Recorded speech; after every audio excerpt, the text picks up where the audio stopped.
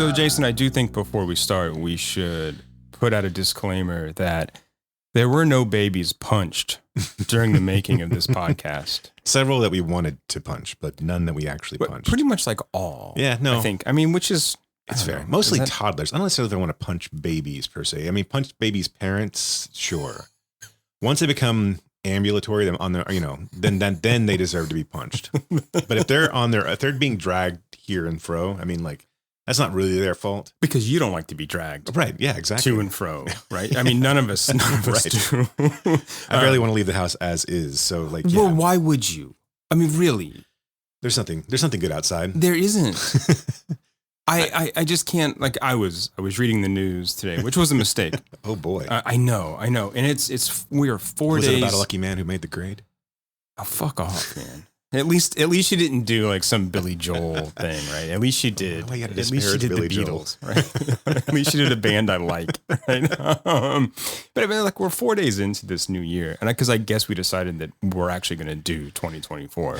We have no other choice. Time keeps on ticking. Time, I don't believe in time. Time is right. It's a construct. It doesn't really exist, even though we think it does. But yeah, anyway, it's like 4 days in and just everything is shit. But we've given ourselves a ton of work to do tonight or today. We have. We've lathered it on.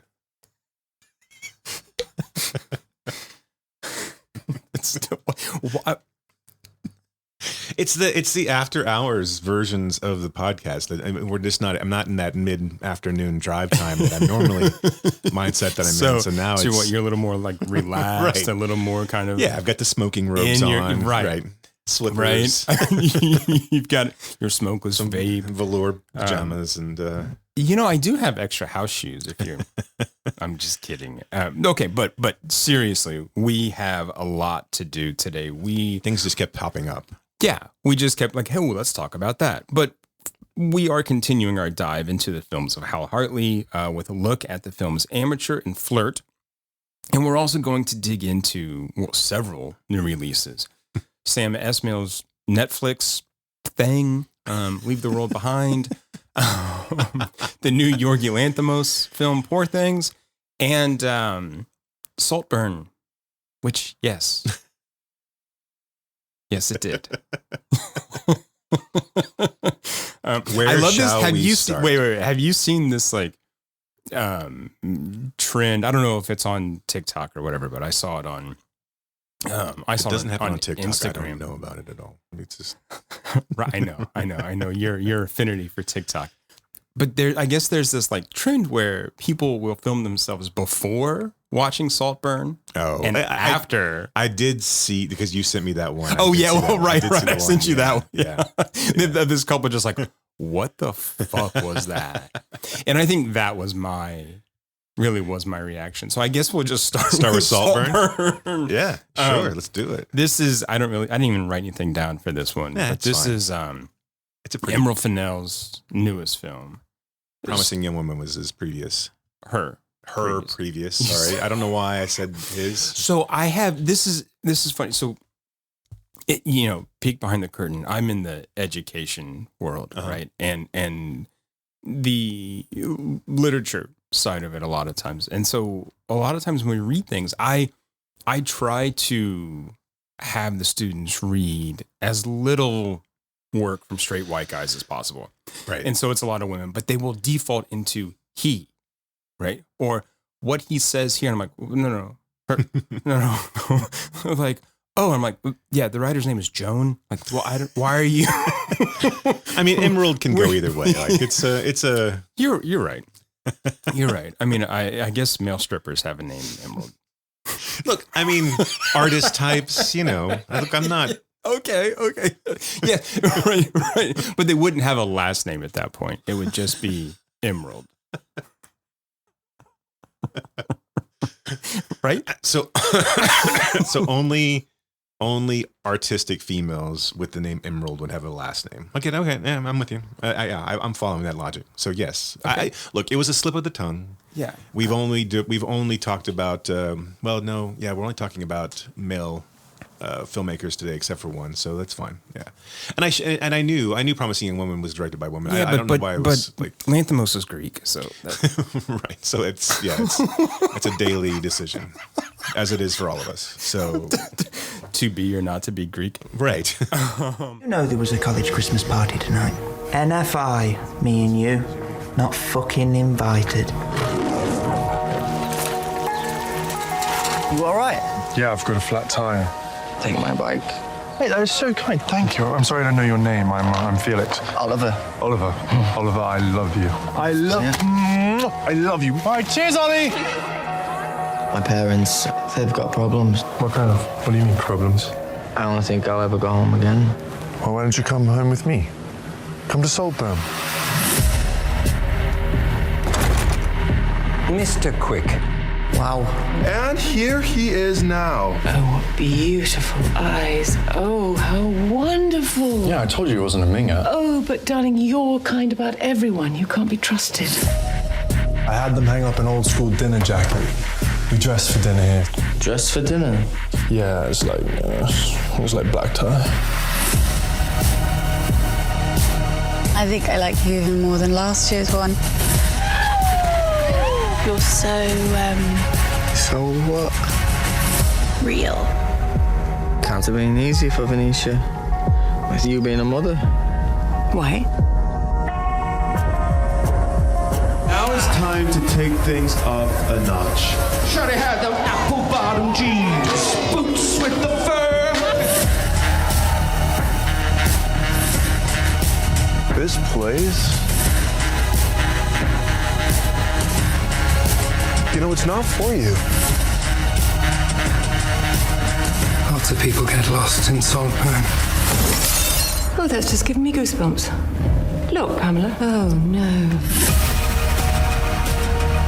I think you're marked. Quiet, harmless, drawn to shiny things. What have you done? I just thought that maybe I could help. You're not leaving us. You're not leaving Saltburn.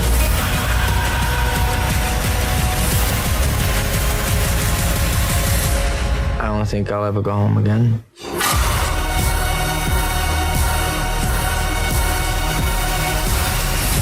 okay, let me give you the IMDb rundown. Yeah, this should be good because they're always so accurate, which is why there's so much fun.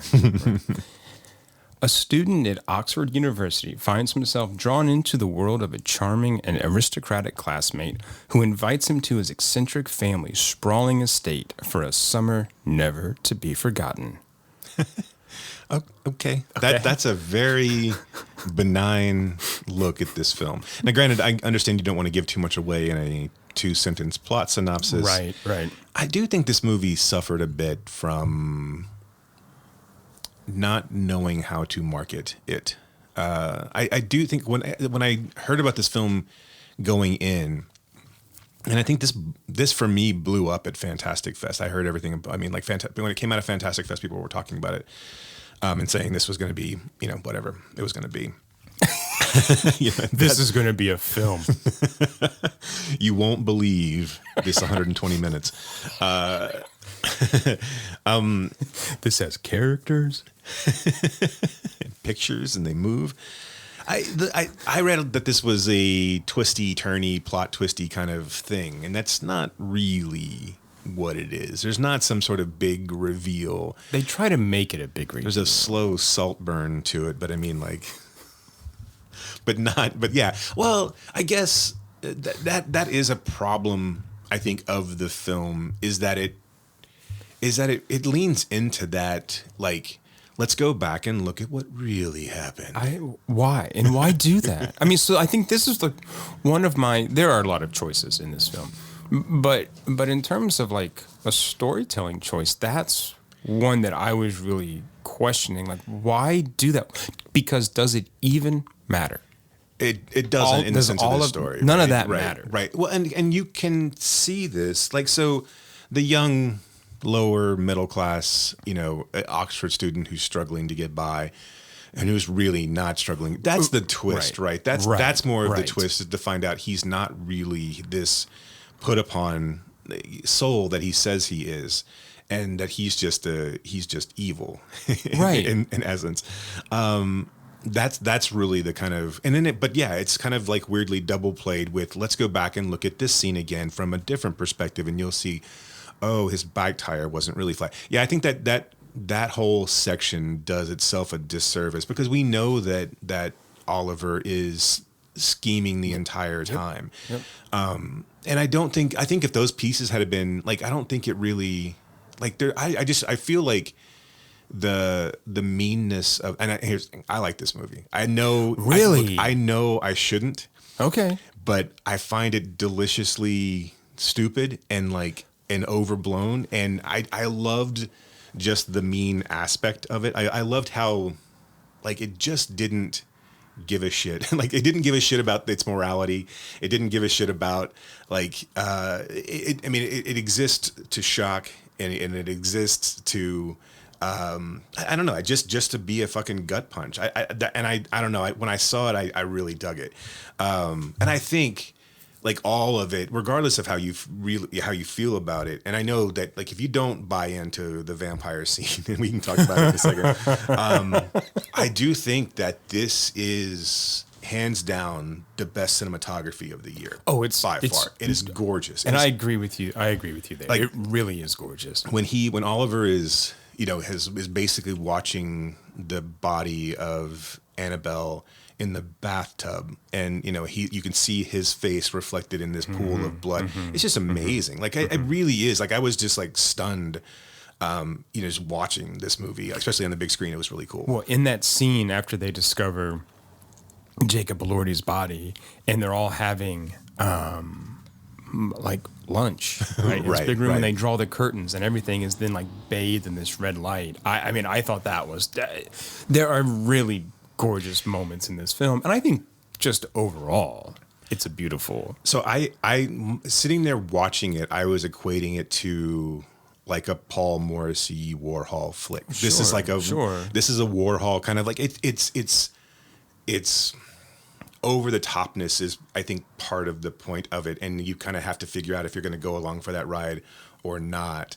I totally get, like, being turned off by it, though, and also, like, the weird, like, like the morality of, if you look, I don't think it holds up to a whole lot of scrutiny. And that's my problem with it. No. I mean, like, and it's a valid point where, okay, so the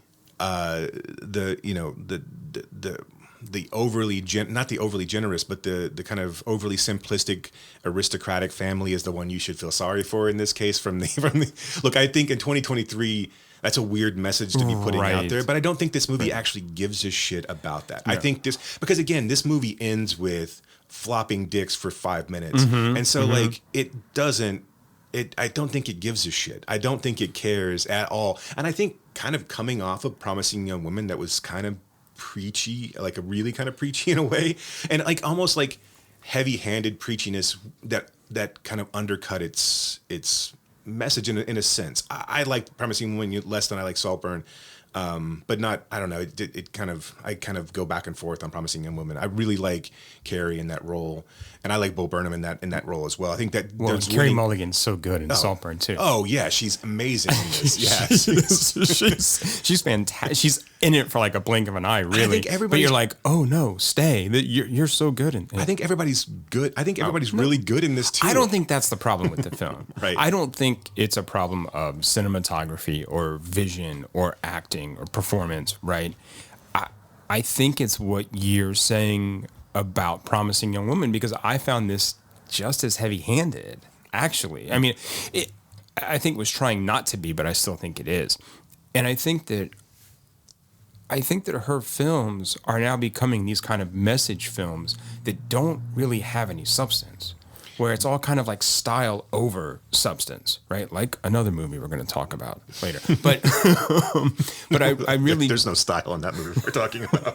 Well, I think there tries to be. Anyway, this is what I mean. Well, sure. If I want to turn... Like, it's like... Look, I can turn the camera sideways and up around. I know. We're getting ahead of ourselves. I know, sorry. I know. Our hatred is brimming forth. But I think that... Fennell is approaching these films because these are both, I think very messagey topics, right? Poor and rich, and then promising young woman. I mean, the binary of male female, but then the sort of assault, sexual assault, and toxic masculinity, and people getting away with stuff that they shouldn't get away with. But I don't think there's any there with either one. And I'm going to argue that there doesn't need to be. Well, so, okay, and I totally agree with you. But it seems like, this is where I think I differ with you, where I think she does give a shit. And that's where then you're like, okay, but if you do care, then there has to be something there. Because, comparing it to like the Morrissey Warhol thing, I get, right? But those movies are so clearly a kind of piss take. Right. And I don't think this is. I don't know. I hope that it is, because you're right. Well, if this is trying to get a point across, a promising young woman is then a reason to believe. Like, it really, if you're trying to, like, you can't paint these pictures in stark black and white and really get your point across, right? These have to be piss takes. Yeah. I hope these are piss takes, because if you're walking away from promising young woman thinking, well, yeah, all men deserve to be killed, and because they're all at essence rapists, or all aristocrats deserve to be fucking killed because they're brainless, they offer nothing to society besides hedonism, then I'm not sure. Yeah, it's a heavy. I'm not sure what the point. If that's the message that Emerald is trying to get away with, I hope that's not the case. Because again, this movie is way more fun as just a fuck you. Like, and I think part of it too is like, I don't know if you end your movie with Barry Keoghan dancing around naked for a good last half of the film. Like, I mean, full on, it's full not frontal the nudity. last half of a film. It's half. like I didn't want to. Wait a minute. I didn't want to. Okay, I would understand that more, right? Well, what I'm saying is, okay, see, and I didn't. In my head, I was like, okay, don't over exaggerate 5 minutes, and then I said last half of the film. But mission accomplished. So there. let's just say it's a good 3 minutes of full frontal male nudity where he's dancing through Saltburn, which is the name of the estate that he's on. I don't feel like that's a serious take on this class struggle that she's presenting here. Yeah. I think this is he was a scallywag who's now and he was evil, and now he's just dancing around and rubbing it in everyone's faces. Literally, right, and the deliciousness of like the Rosamund Pike, death, and like all of it being so cruel and like so pointed and then kind of shoved back in her face when she probably was the nicest to him throughout the entirety of the the engagement. See, I'm on board for most of the film, or at least, what is it? It's about a 2-hour film. Yeah, something like. I mean, it's not overly long, I don't think. So, for at least for over half of it, I'm on board. I think people get lost. I think the vampire scene is what kills people the most. But I'm not shocked by any of that. I'm not shocked by the bathtub scene either. I mean, none of that, like.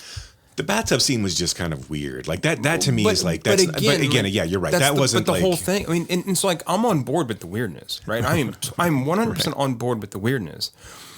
Maybe it's how it then tries to kind of explain itself in the aftermath. So maybe it's this third act that really pulls me out. Yeah, right. And I can see that. I can see that because there's that implies an earnestness to this film that I think I don't think that it exists, and I don't know why. I think other than just I don't know, maybe it's a take on the tropes, or maybe it's a airplane-esque type. I'm going to show you the movie, I'm going to play it straight, but while still kind of winking at you going on. I don't know. Maybe I'm giving it too much credit, and I can totally see. Like I said, that was the one portion of the movie that I thought, well, okay, you don't need me to see Barry or Oliver going back to each individual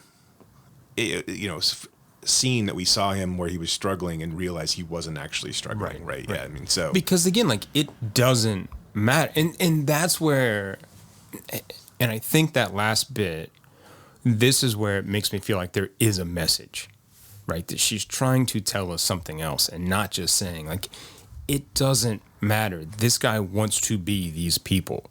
And, like, the reasons don't matter. The reasons why? Because they're filthy fucking rich. Right. I mean, and there, like, there's the there for me. That's all. I don't need any more. But then you start to take almost like a self-serious kind of approach, and it, I think, pulls me out. Yeah. I don't care that Barry Keoghan's a freak in this film. I don't care that anybody is like that they're all gonna just fuck each other anyway. I mean, none of that. Like, it doesn't matter, right? I mean, the slurping up, bathwater, and none of that. I don't care. I mean, it's okay, cool. I mean, but again, it just goes to show like what a weirdo this guy is. I wanted to bring up the graveyard humping. Which was strange to me. I'm like, why? But then, do you know the story of Victor Noir's grave in Paris? No. So this guy was, he was a journalist and wrote under this name, Victor Noir. He was eventually murdered by Napoleon's cousin, I think. And then the cousin was acquitted of murder, of course, right? But they buried this guy in a cemetery in Paris, and they have like a life-size, bronze of his body, like lying down, like as he was shot in the street. And there is a noticeable protuberance. Protuberance? Whatever. There's a noticeable bulge in his crotch area. Noir became this symbol of like fertility and a kind of symbol of, look, if you go to his grave, right, and sort of, give him a rub or whatever, then you'll find a husband, you'll find a lover, you'll have kids. Well, the numbers no longer there. There, of course, these like bronze, castings get oxidized and turn green, except for that bulge in his pants, which has been clean. Still shiny, right? and to be fair, there are other spots like his shoe, right? But at one point, the French government put a fence around it, and the women in Paris were like, "No, you have to take this fence down." And the protests were led by a kind of prominent French female journalist to get these like fences brought down, and so they were torn down. And there are, staged pictures of women astride this grave. Nice. but it made me think of that scene where Oliver humps. What's his name?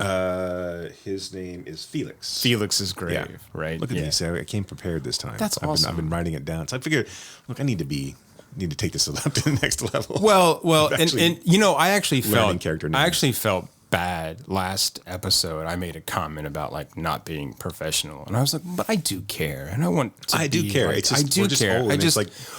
I do care, but like, fuck you. Do you know what I mean? I was talking to you off mic about a motto for our podcast for 2024, and I think you summed it up perfectly. without intentionally doing so. We care, but fuck you.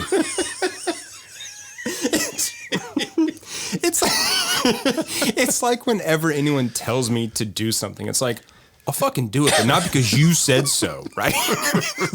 Right.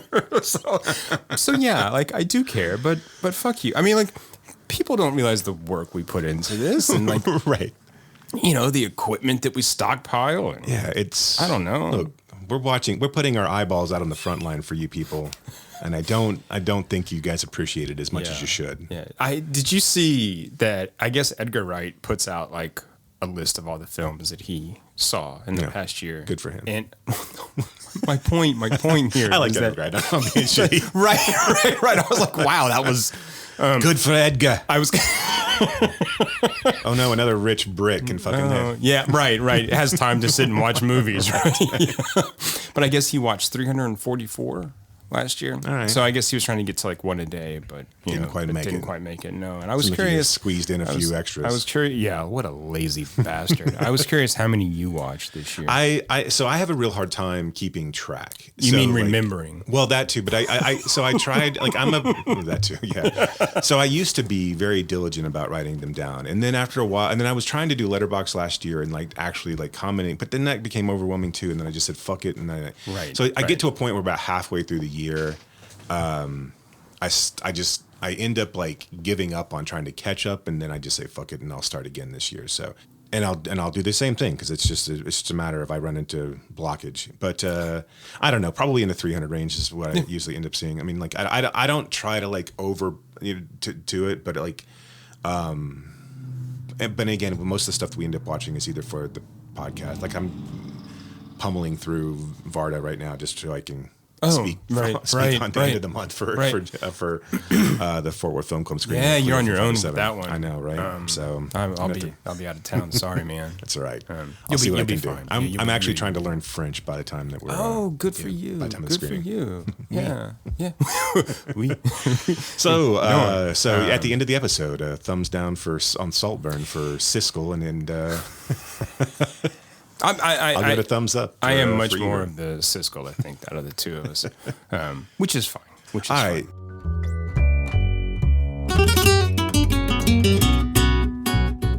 So we've already kind of I think whatever. Go see Saltburn or don't go see Saltburn. It'll be fine. Well, I think it's worth watching. Look, at the very least, I think yes, I agree. One, I liked it, so yes, I agree that it's worth watching. But I do think I would argue to see it simply for Keegan's balls. No, I'm just kidding. I meant just for the cinematography itself. And which is part which is of, yes, right, which yes. is part of it. Yeah. But it really is like it is. Talking about the next movie that we're going to talk about, and this, and then comparing the cinematography choices, like this, I have not. I mean, really, I was stunned watching Saltburn about how beautiful the film was, and so like just for that aspect alone, you may be disgusted when he. Drinks up Felix's semen from the bathtub or drinks or eats bathtub semen. Period blood. That type of thing. Those your mileage may vary on how much you enjoy those scenes. I mean, I do. Yeah, well, right. and what kind of movies are they talking about here? The aforementioned grave humping. Yeah, but I mean, okay, like whatever. I think some of those things are just purely for shock value. But it's fine, right? I'm not, like I said, I'm not bothered by those. What do you feel like Jacob Elordi's career trajectory is going to be? I don't know. I cannot figure that out because he's just. They just announced he's in a new film with Zachary Quinto. Okay. Well, I didn't know he was still alive. But I know, yeah, and it's still working. I mean, I knew he was still alive. I don't wish him any ill. I just I haven't seen him. Haven't seen him in any for a while. I haven't seen him working for a while. Where he plays like a serial killer in 1964, and apparently this is based on a true story. Quinto plays like a celebrity animal trainer, and he's driving kind of down on his luck, driving with his chimp, and picks up Jacob Elordi's character, who is a serial killer, and that's the film. I mean, I don't know, but I don't know because he seems to want to work with different types of filmmakers. I mean, so he's worked with Sofia Coppola in Priscilla. He's now worked with Emerald Fennell in this. I mean, these are more artsy films. These are more independent. These are more heady, I think, fare. But then he's also done Euphoria, which, fuck that guy. Right, yeah. So I don't know, but I mean, I think I don't watch Euphoria, so I watched the first. I watched the first season. Yeah, I've seen kids. I don't need to see this again. Well, right. Like, and there's a lot of other. I just, yeah. I could, and here's to be fair, I could be misplacing my anger against it, or my dismissal of it. I guess not anger is the wrong term, but I mean, I think I say fuck Sam Levinson, but I mean, kudos for sort of bringing up some of the things he brings up in Euphoria, trans stuff, addiction, navigating these things while you're still growing, Right. right? Okay. But then everything else about him, just no. And kind of everything else about that show. But so I don't know. I feel like he is. I think he needs to stick with this path of. Here's the problem, right? Is that if you don't do a breakout kind of mainstream role, your window for indie films, as we've seen with like Martin and like all these other guys we've talked about, that no one really breaks out of these anymore. Oh, Martin Donovan? Yeah, Martin Donovan. Yeah, okay. I mean, like, so I didn't realize we were on first name basis Mickey with D. everyone. Yeah, Marty D. That I feel like he's such a beautiful but kind of nondescript face that I think that he will fall into a generation of other, like, you take your Tom Hollands, who's not like, who's done the Spider-Man and then can come back. I don't know if he's going to do indie roles or not, but I mean, like, he feels like he's got more of a career path. I don't know. I feel like, yeah. Uncharted, I think, was his sort of right, was his art film. His indie film. No, well, he tried to do that that really crappy Russo brothers. Cherry. Yes, he had that one. Did you read that book? No, I didn't. Good. Sorry, It was about Pac-Man, right? So yeah, I'm interested to see where this, because he's had a stellar year. I'm interested to see where I think he was really good in Priscilla. I thought, but I don't know, like the kid who plays Farley has much more of a unique look. I think that he will have the ability to kind of right, branch out. His name is Archie. I don't know how to pronounce his last name. It's like McQuay or something like that. I recognized him from Midsommar. Yes. Yeah. Right. And but he also did. But he's done other. He did that Gran Turismo movie. Yeah, I didn't see that. Yeah, I didn't either. So I just knew that he was in it. So I'm so surprised you didn't see it. Actually, I probably would have. It just didn't. It just happened to miss me.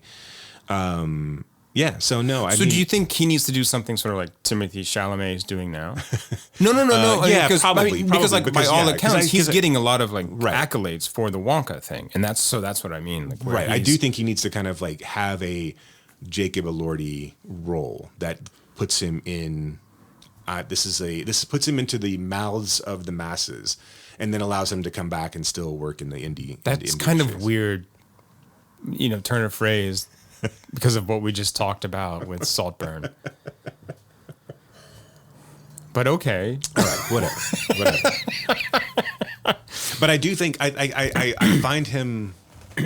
Like, he has a distinct look in this movie, and obviously he looks like Elvis in Priscilla because that's the character he's playing. And it would be weird if he didn't. I do find him kind of nondescript in that generic, beautiful way. So I'm not sure he's going to stick with me. Like, here's the thing: when I saw Saltburn, I didn't immediately go, "Oh, that was the guy from Priscilla." That was the guy from Priscilla. Well, and I don't think his performance style necessarily sticks in the memory either. Right. And there's been a ton of actors who have done that type of role, that pretty rich boy kind of aloofness, that just kind of fade out and don't ever come back again. Yeah. Right. I mean, that role's a dime a dozen. Right. Yeah. How much did you think about Ripley when you watched this Quite movie? a bit. Okay. Yeah. And this seemed like, kind of a like I said, a dirtier, a dirtier talent to Mr. Ripley. Weirdly, like I don't think people realize how many versions of Ripley are out there. Like there's a ton. Right. Like Malkovich plays him. There's a bunch. I mean, actually, it's French for. I mean, like there's a bunch of versions. Out there. And Hopper. Yeah. Okay. All right. Let's talk about this. Yeah. Let's talk about Leave the World Behind. I went online this morning and I rented us a beautiful house out by the beach. I figured if I made the reservation and packed our bags, it would eliminate most of the reasons to say no. Oh, this is nice. Kids look so happy. The Wi-Fi isn't working. Get a pad.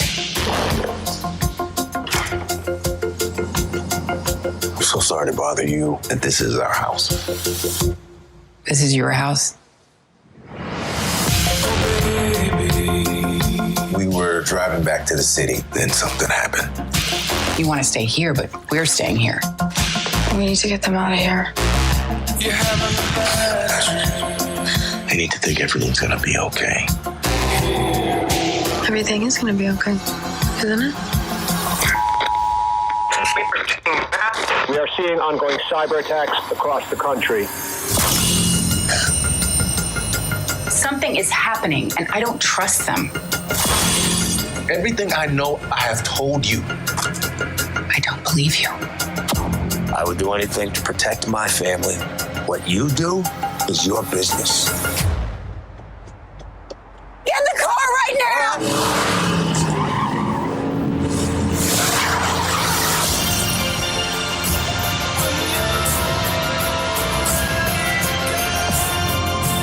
Haven't you been picking up on what's going on out there?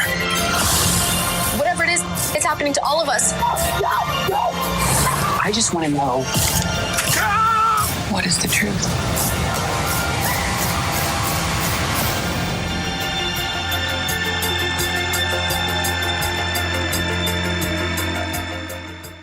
So we can leave this movie behind. A family's getaway to a luxurious rental home takes an ominous turn when a cyber attack knocks out their devices and two strangers appear at their door.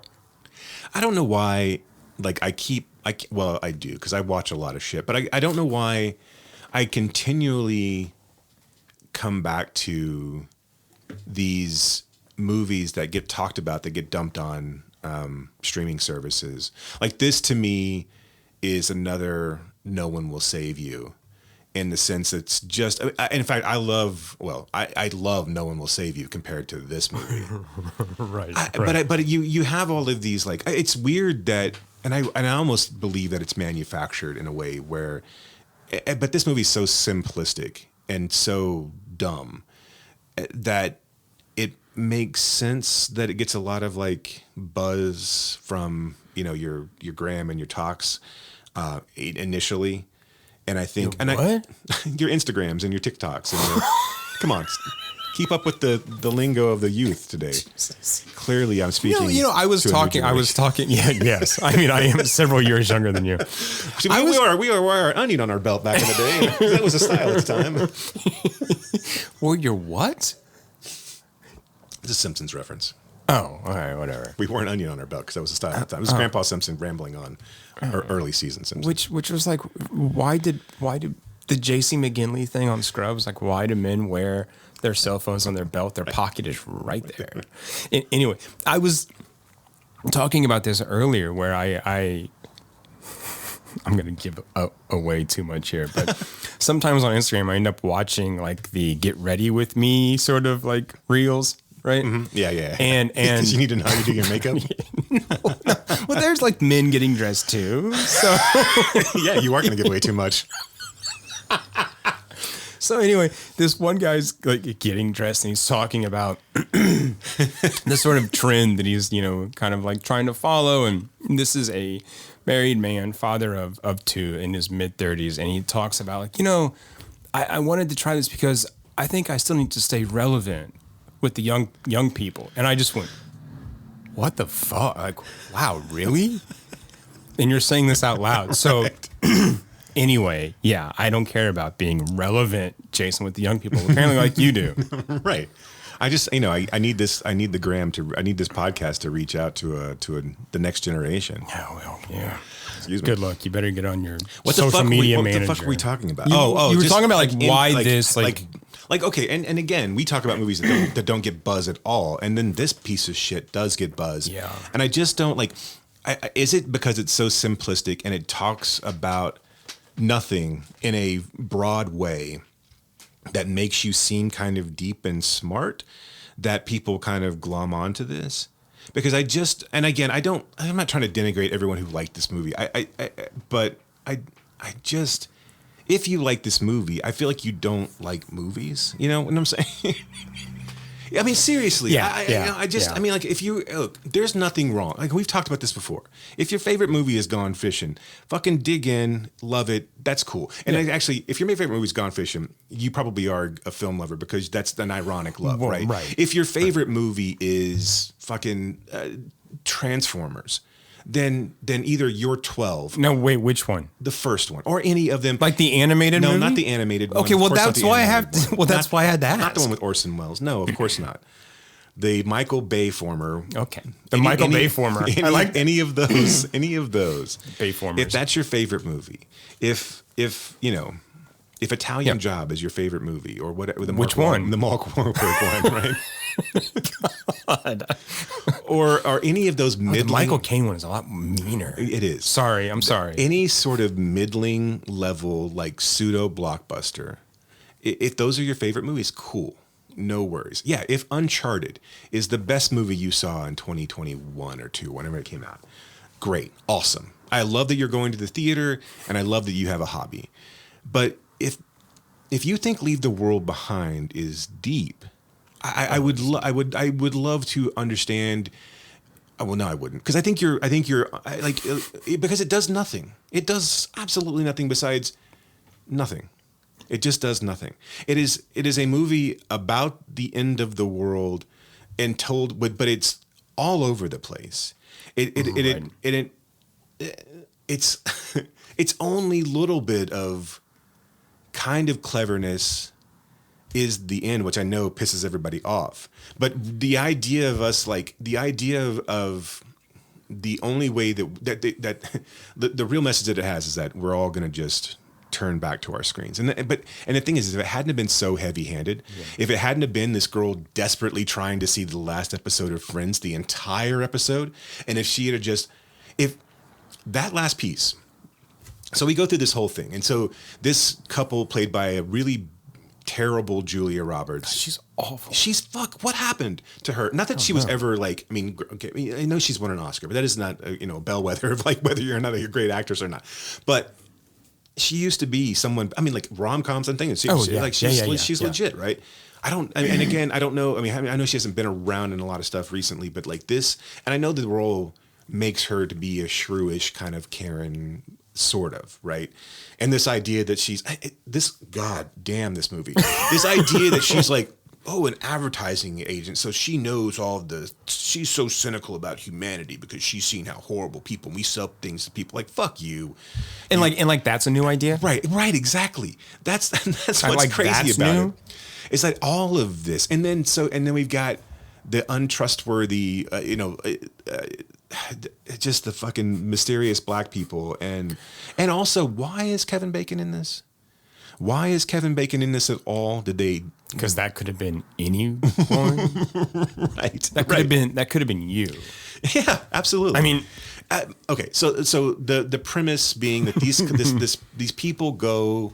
And they're I think staunchly middle class, right? If not upper middle class. He's in like a university education, and she's in advertising, some sort of something. They live in a big like Brooklyn brownstone. I mean, their bedroom was fucking huge, right? So they're doing okay, but not as okay as the people whose house they rent out on the Hamptons somewhere. Yeah, right? And so they're on the beach, and this oil tanker comes up on shore, and then all hell breaks loose, right? Then airplanes are crashing, and the emergency network bullshit's going off, and no one can get a cell phone, no one knows what's going on, and it's this kind of pseudo claustrophobic, but not really, and it throws every idea that it possibly can at the wall. Whether it be terrorist attacks or whatever, global warming, the whole 9 yards. It's up for interpretation of what this actually is. The one kind of clever through line in this film is that but again, the problem with it is that it's constantly referenced. Is that the young girl, the youngest girl of this story, is when they're going out to the vacation home, she's streaming Friends, and she wants to watch the last episode. She wants to figure out how Friends ends. Yeah, she's on the series finale. Right. And it hangs during her car ride, and then she can't ever figure it out. And ultimately she leaves the house that she's in with these kind of warring couples. And just in general, they're just not doing well. She leaves that house and goes and finds a home that has the DVDs, and she sits down to watch. But it's in a bunker. Right. Yes, it's in a bunker. Right. So I hated the ending too, and I even like, had the same idea that you did, where I'm like I get the little girl wanting to lose herself in French, right? This kind of like using pop culture, social media, our screens to just like tune the world out, right? Because this is what we do. We use this stuff to just be like I was saying earlier, like I read the news and that was a mistake, right? So like, oh my God, let me just put on basketball. Let me just like doom scroll. I just can't, right? And that's, I think that's interesting. Right. But she doesn't do it enough, because here's the thing, like she's clearly concerned about what's going on. Right. She's concerned about her brother. She's concerned about the thousands of deer that she sees. Right. She wants to figure this out. She's not just buried in the screen. Yeah, she talks about friends, but not enough. And she's the only one who's genuinely concerned about what's going on around. Right. I mean, and seems to be like all of these films, right? I mean, just like Signs and everything else, where the young girl is the one voice of reason in all of this. And you should be listening to her the entire time rather than going off and doing X, Y, and Z. And she finds this fucking bunker. And it's not hard to look around and go, oh, okay, wait, there's all this stuff here. I should go get my family. Right. Not sit down and watch a show. Right. That's why I fucking hated the end. I'm like, come on, man. Like... Right. Yeah, it would have been better had she have gathered everyone around and then turned on Friends and had it end that way. I mean, like at least it would have been consistent with the story. This movie, like I said, it throws everything and nothing sticks. You know, from the teeth falling out to like this idea that it almost suggests that the right way to deal with everything is to turn away from it. Yeah. Yeah. Because everyone else behaves poorly. I mean, like the father tries to be, somewhat, responsible, but he's inept. Right. So yes, it's weird how everyone plays. I mean, like, and again, like everyone is a stereotype in this movie too. Like the crazy prepper, and which is Kevin Bacon's role, and even and the surprising sophisticate black man. right, and his. His hip woke daughter who really understands what's really going on at the heart of everything, right. And is not afraid to put it in your face, and pushes back on trusting anyone, especially white people, which like, but again, like that's a stereotype, right? I'm fine with that. I mean, in theory, right, but this goes on for when I first turned this on Netflix. So I thought it was 2 hours and 2 minutes. It was 2 hours and 20 minutes. Okay. This goes on forever. Yes, and and so I was like, I was like, oh, I paused it and I was like, okay, I only got 15 more minutes. No, I had 40. So I was like, what the fuck's going on here? Damn you, eyesight and dark reading. It is so infuriating. The entirety of, and what we talked about before, which was the cinematography. Yeah. This movie, one, has seen a lot of better movies, and this movie plays out and should have been a 2-hour special TV event on ABC in 1973. I mean, then it would have been then we would have had something to actually talk about. Well, what was the film in the 80s? The day after. Yes, the day after. Yeah, The Day After Tomorrow was a. No, that was the Dennis Quaid one, right? Yes, yeah. Or was that? Yeah. Yeah. Into the World. Roland Emmerich. Yes, yeah. Oh, that's right. Yeah, the day after this, but the day after actually had. I mean, like it was still, heavy-handed, but it still had. But at least it was trying to talk to something of the times. This doesn't know what it wants to say. It doesn't know what it wants to address. So it addresses everything, and I don't know. I guess like what is the message we're supposed to take away from this? Is it that we're supposed to trust one another, because we leave the two men, we leave the two women, and they're off in chaos land. We don't ever see the resolution of their stories. We only see the resolution of the story of the little girl, and the little girl, we get hit with the remembrance, and that's basically it. That's the end of the show. This movie also... The Rembrandts, yes. Whatever, man. Why am I supposed to fucking remember who sang the Friends theme song? That was pretty close, though. Yeah. I thought you were talking about like nostalgia. I'm like, so it was like nostalgia. That's what I call nostalgia from Friends. It's the remembrance. Those are the memories I have in my head. Anyway, not to drive this fucking terrible joke into the ground.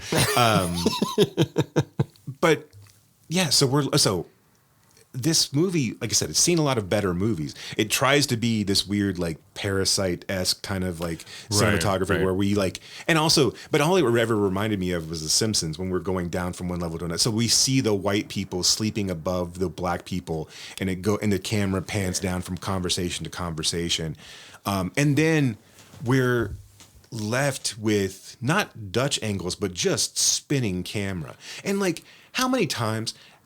If I see another fucking movie that zones out on a goddamn car driving through the fucking woods, I swear to fucking Christ, I'm gonna put my foot through the fucking TV. What the fuck are we doing anymore? Like that was cool when Kubrick did it, right? Because Kubrick didn't have a fucking drone. But seriously, what the fuck? Why are you wasting my time with that fucking shot that I've seen a million fucking times and adds fucking nothing to your movie? Are you fucking serious? Oh, I love how mad you are. It's unfucking believable. I was just like, what are we doing? And this is 5 minutes in. And this movie, and so it just, whenever it is like you're a dog who doesn't understand the sounds that it's hearing, and the camera is that dog's head, and it turns it's just so fucking stupid. Well, and it doesn't help. That stuff can't get out of its own way. So towards the end, right? I guess, yeah, the real climax moment, the real last moment of tension, or that should have been tension, isn't because the fucking filmmaker can't get out of his own way. Can't stop spinning the camera, looking this way, looking that way, like cranking up music, doing anything they can to distract you from what's going on. Right. Why? Because it has nothing to say. Why? And so at that point, it's only gimmicks at this point. But like, and then this is just, again, going back to the horribleness of these streaming movies, is that, of course, you've got Roberts. Of course, you've got, I mean, like, I'm guessing that Roberts and Hawke and Ali aren't commanding huge dollars, but they're probably $5 million paydays a piece at this point. And Bacon, for a cameo, probably would do it for $250,000, right? So there's nothing stopping these. I mean, so they're adding the weight of their star power, whatever that might actually be at this point. Still gives it a air of legitimacy in this case, and it's just, I don't know, man. It's this is such a nothing fucking burger of a movie, and no one will ever. I mean, like, no one's going to talk about this. Why the fuck did you do it? And like, here's the thing: is that your idea wasn't terrible. Like, if you take a look at, and I didn't like this movie, but if you take a look at something like Knock at the Cabin Door, which is a similar story, at least had tension to it. I didn't buy the story, so I didn't really like it. But that looks like a fucking masterpiece compared to this piece of shit. Now, granted, I mean, one gets her theatrical release and one doesn't. But like, as Sam, I mean, like I said, I talked to you about, like, I didn't watch Mr. Robot, but like, have you never watched an episode of Alfred Hitchcock Presents or The Twilight Zone, or like any of these other like truly suspenseful TV shows, and like been able to kind of mimic that tension? Because everything you do here is just for, oh, I've got CGI budget, so I'm going to throw in 1,000 different deers, and then I'm not going to do anything with that at all. Then that, again, that'll be my climate change concern, and then that'll be gone, right? Well, right, yeah. And then this idea of like and it's supposed to be the kind of this, paranoid thriller where these people are cut off from the rest of the world. But really, and there's a civil war, like, a burgeoning civil war happening. Right. But we don't, I mean, there's all of those. Had you taken one idea and tried to go with it might have been an interesting movie. You brought up Hitchcock, right? And of course, Hitchcock's always been like, the gun going off is not the scary thing. It's the anticipation. Right. But there's not even that in here. And I think if it did stick with that, if like, have you read the book I think it's called The Assault on Tony's. By the same guy that wrote Leaving Las Vegas. Okay. Yeah. No. It's real upper of a book. But my point is that so this book takes place in a bar because they're all alcoholics and that's all this guy knew, right? And I think Michael O'Brien, was that his name? He killed himself after the success of Leaving Las Vegas. After the movie came out, he committed suicide. But this book centers around a bunch of guys in a bar, a bunch of drunks in a bar, while outside the LA riots are going on. And they have no idea what's going on. All they know is that like the world is ending. And they all end up, and they're all packing guns too, but none of them can go outside and like do anything. But they all end up sort of turning on each other. Half of them like kill each other or die or drink themselves to death, right? But it's all enclosed. Right. And then it is claustrophobic, where this isn't ever. Yeah, I don't know why you let him out of the house. Yeah. Like, why? I mean... And that's a way not to show anything. Right. You know, again, take something like Darabout's The Mist, which is a perfect example of this movie done really, really well. However you feel about that movie. I mean, like, but, you know, it has the tension. It has the fright to it. It you know, it adds all of the elements of internal fear. At no point do you really feel like, I don't know. It doesn't. I mean, like picking apart the acting choices in this, I feel like this is all on Esmail's shoulders, and I think this is just it was surprising to me that anybody was talking about it at all, and talking about it in any sort of reverence. This is a movie that should be universally decried and forgotten about. And I haven't read the book. I don't know if you have. No, I could. I mean, no, but why would I at this point? No. Right. I mean, right. like I couldn't. Like if it is as disjointed as this, probably isn't though. It probably isn't. I mean, I haven't read it either. And yeah, like you just said, after this, I'm not going to. But I find all of it kind of weirdly self-serving. I don't know, like all of it just. It's a hodgepodge of like progressive ideas, right? And look, I'm all for progressive ideas, but he never does anything with any of them. Right. And it's such a pat yourself on the back moment ending that it's infuriating. Yeah. Yeah. What else do you want to say? Go ahead. You had something else. I don't. I'm tired. It makes me tired head. Look, like, I got angry enough at the drone shot. I'm good. I'm good at this point. You did get pissed off. That's okay. No, I mean, look.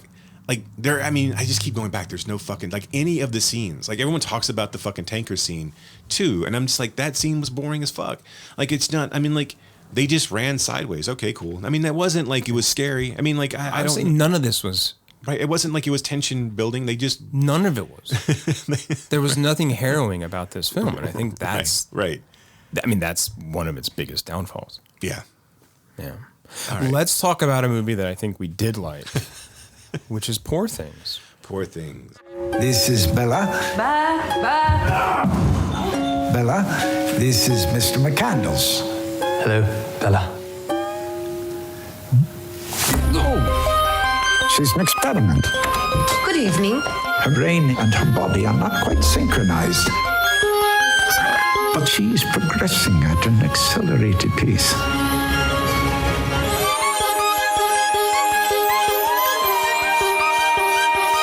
Tell me, where did she come from? I shall. For it is a happy tale. I am Bella Baxter, and there is a world to enjoy, circumnavigate. It is the goal of all to progress, grow. A woman plotting her course to freedom. How delightful.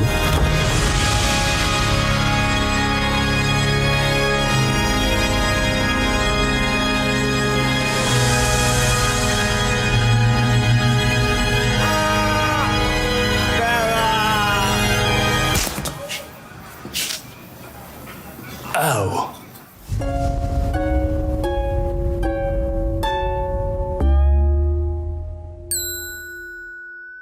Which we have both called a literal banger.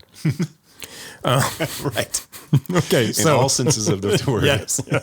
So this is the incredible tale about the fantastical evolution of Bella Baxter, a young woman brought back to life by the brilliant and unorthodox scientist Dr. Godwin Baxter.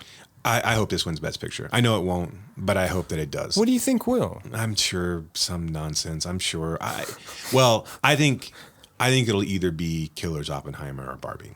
I think one of those. Okay. Like, I mean, I think Poor Things coming out so late in the game. I do think it's got an outside shot. I do think it's pretty much universally, but I do think that from a perspective of box office, I think it'll be Oppenheimer or Barbie. Okay. And it'll probably be Oppenheimer since no one hasn't won the Best Picture at this point. So.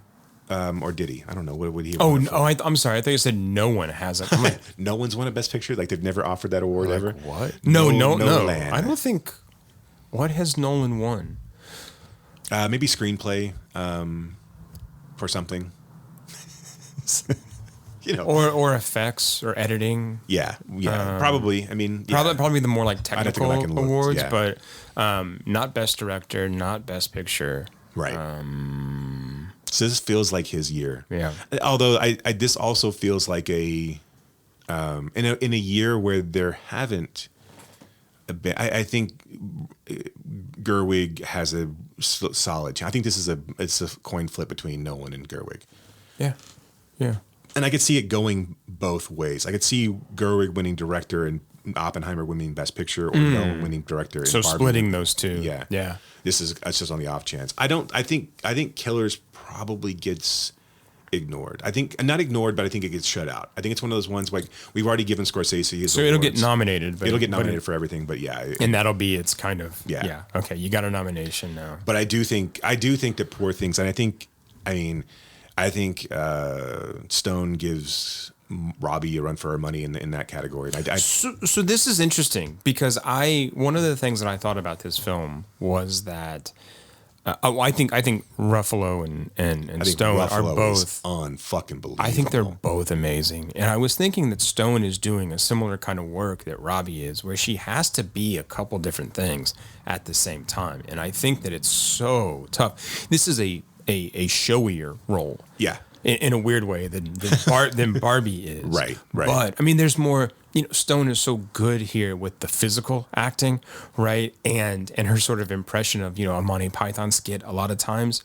Also how she has to then progressively move through language and like learning language and understanding these things that Robbie didn't have to do in Barbie. But then again, maybe it was harder what she had to do in terms of being those two things at once. I don't know. I mean, but I think those two roles we're both like so good. I can't believe. Look, I know Stone's a great actress. I cannot believe this. Like, this is a career-defining role. I mean, like, it's just amazing. Yeah. And like, I'm just lay it out there. I'm surprised at this stage in her career that this is. I understand this is a revered indie director. And this is a prestige film, and she'd done The Favorite with him prior to this. But like the amount of nudity that's in this movie I don't know. It's weird. You don't see that kind of like anymore, really. And people are sweating. Right. Yeah. It's right. I do find it kind of odd that there wasn't like male nudity in this. I feel like there was an opportunity to like have the absurdity of it all. Kind of play both ways, so it almost seems a little leering at times. Well, I was going to ask. I mean, do you think it's sort of exploitative in that regard? I think it becomes so normalized by the end of it that it doesn't. That it becomes. It's not really titillating until she starts to own it herself, kind of thing. So like I do think that this movie is a brilliant it on a lot of different levels, but it's a brilliant portrayal of a woman's sexuality and a woman owning her own sexuality owning and controlling, right. And I think and the male response to that that I think it would have. I think it was necessary to the role to say this for whatever say that. But like, sure. So I don't know. It's hard. It made sense. It made sense in the role. So okay, since you brought this up, I want to bring up some criticism of the film that I read that I don't agree with, but I want to hear your take there. And part of that criticism was that the stuff that you just talked about, the kind of role reversal, right? Seeing the kind of male view of this and how Ruffalo becomes this kind of sweaty, uncomfortable mess when Bella starts to come into her own. I have heard and read that portrayed as almost too easy or lazy. Okay. I don't think so. Okay. I think that's fucking spot on. Yeah. I think I look, what if you look at Ruffalo's character arc, right, where he comes in and basically, I know we dance around this term, but grooms a young girl, sure, and talks to her like she's never. You've been fucked thrice by the greatest lover of all time. I hardly think the use of thrice. I know it's so good, so good. Like Ruffalo's so fucking good in this movie, and the fact that his de-evolution of like when she starts to figure out that one by his own design, where she takes to sleeping with people for money, prostituting herself out, and then becoming going into the realization that sex with just one person, there's different feelings and emotions, and her owning that, and then his like inability to come to I think that was unbelievably realistic, and I think from a perspective of a man who thinks of himself the way that Ruffalo thought of himself. And then as we see, he's not the sophisticate, and he's just a drunken louse, and really can't handle, and only can handle, and only relies on his best lover status with women who are inexperienced. No, I think that's fucking brilliant. Yeah. I think it is how is it easy? Where have you seen that done before? Like, where have you seen a movie like that puts that on out front and center and says this is what men have been doing for fucking ever, right?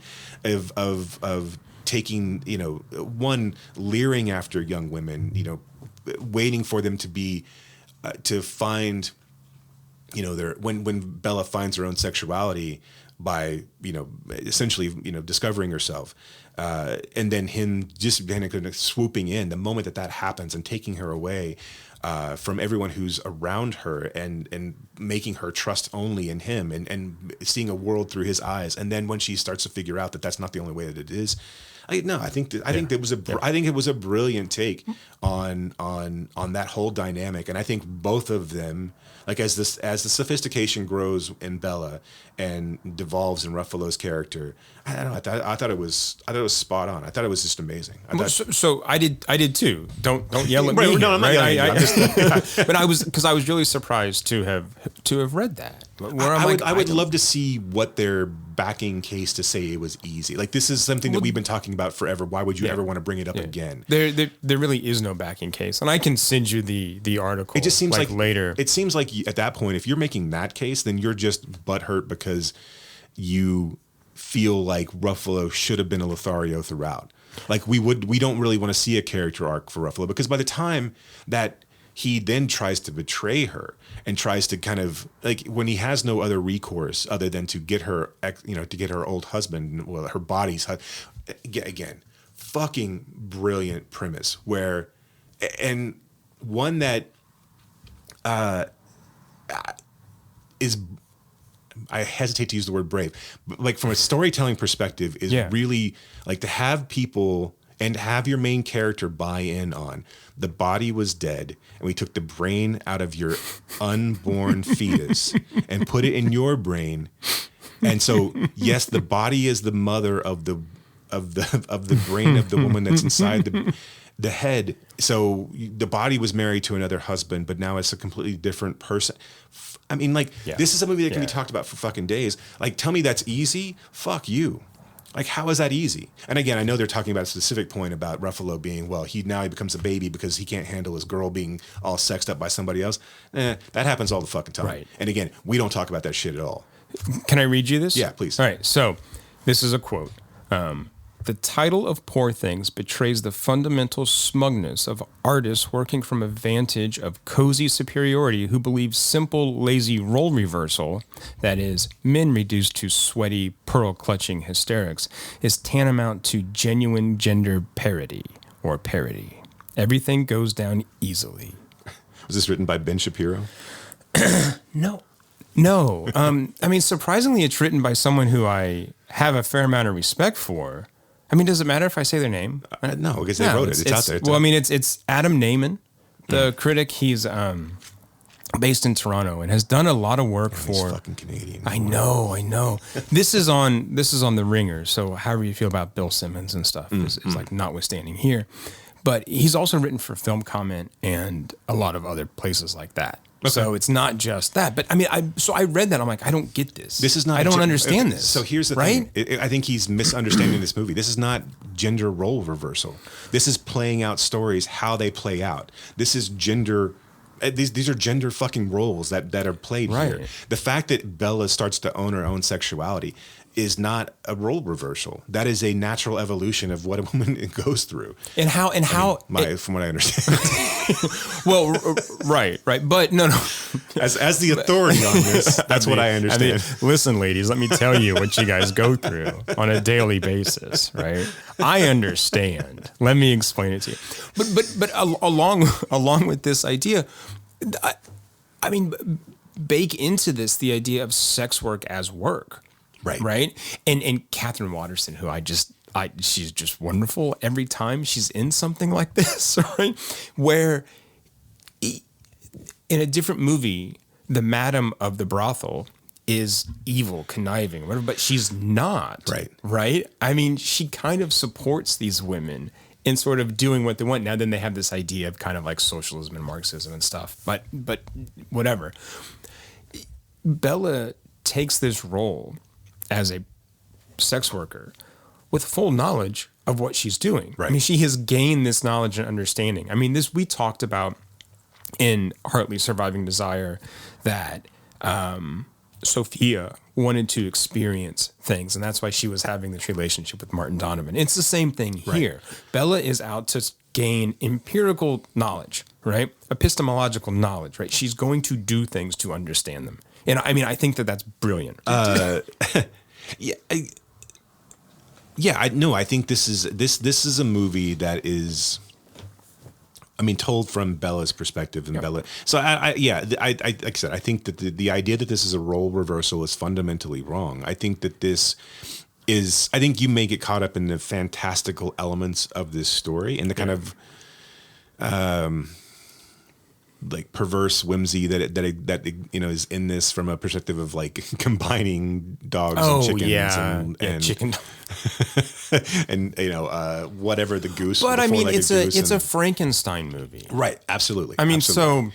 And I do think what I fucking love about this too is that how Bella look, and I know this can be construed as heavy-handed, but it really worked for me that her maker, Willem Dafoe, she's calling God, and then when God dies, she kind of takes over that. And I think what I was expecting to have happen, and this kind of shows you from a male perspective where I was taking my bias into it, as I figured that she was going to take God's brain and put it into her husband. I did too. And so that's exactly what I thought was going to happen. But this idea that her, and I guess if that is your take on it, where it is now a female becoming God and subjugating man to be this brainless goat boy that exists in her garden from this point on, and where her husband is now.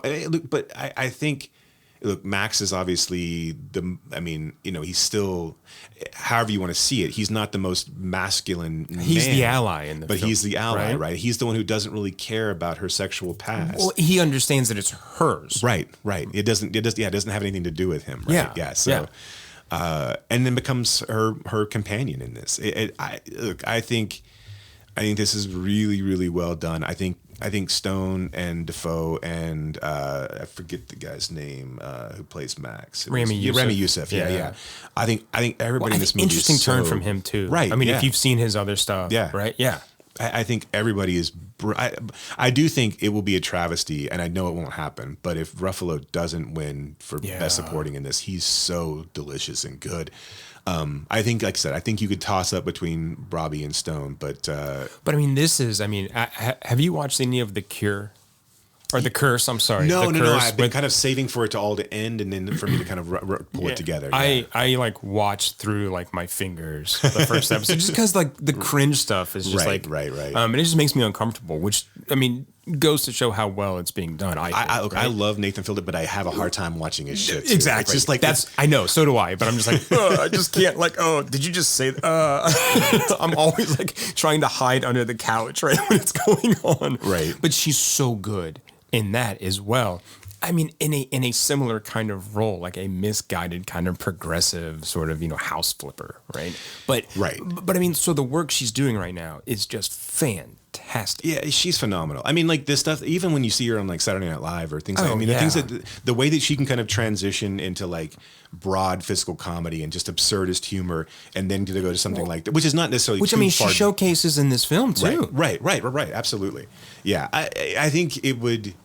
Yeah, I think, like I said, if you were asking me if I had a vote, it would be her over Robbie. Not to say that Robbie. Do you think her having an Oscar works against her? Probably. And I think once things start to gain steam and become a juggernaut, then they'll just then I think this will be less seen by voters than Barbie. Yeah, I mean Barbie's like a cultural. And I do think this is although this this is not necessarily a hard film to watch per se. It's not like whereas I would say some of Yogi's other films have been like. What? So this was something else that I wanted to ask. Like, how do you see this fitting in with the rest of his films? I mean, how do you? I don't know. You watch this, and you've seen his other works. How is this? I don't know. How did this go down? I mean, I know we both liked it, but I think this is a natural progression from The Favorite, right? I think this is getting into whatever as quote unquote audience friendly as he's ever going to be is these types of bigger kind of like elaborate. I think what we're seeing right now is an Eggers, Astor, kind of like envelope of directors that are going to kind of push out on the boundaries of we're going to make expensive movies that are going to push the boundaries of like what are considered mainstream films, and then we'll see. But I see this as kind of becoming his wheelhouse of like bigger budget and kind of expanded themes than what he's yeah. And it seems but I do think it's like I said. I do think it's easier to watch. I think it follows pretty well with The Favorite as far as one of these like it makes you think kind of things, but it allows you to feel smart in a way, but also not feel too dumb if you're watching. And it's also like just really enjoyable and fun to watch, which I think The Favorite was as well. Right. Because if you go back before that, you had Killing of a Sacred Deer and The Lobster and Dogtooth and Alps. Those were 4 very different films in these last 2. Yeah. At least as I saw them. I mean, just the performances I think he is asking for are different. Right. I mean, everything before was very stilted and weird and flat, right. and which I really liked, but seeing this progression, I think is really kind of cool. It's almost like he's sort of letting go a little bit and just, I don't know, it feels freer. Yeah. Right? Yeah. A little more adventurous. Yeah, there's so much that I like. This felt like a Gilliam film in a lot of ways. Like it felt like the visuals were. Oh God, the fucking sets I thought were just. And here's the thing, like they were steampunky, right? But not like douchey steampunky. Right. You know what I mean? Yeah. Like just enough that it was like cool. Yeah.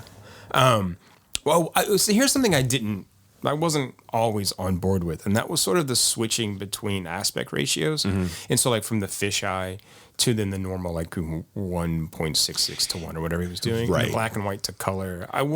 It did seem a little performative in a sense where it didn't seem like it added a ton. I'd like to hear a director's like commentary to like see what he was kind of going for with that.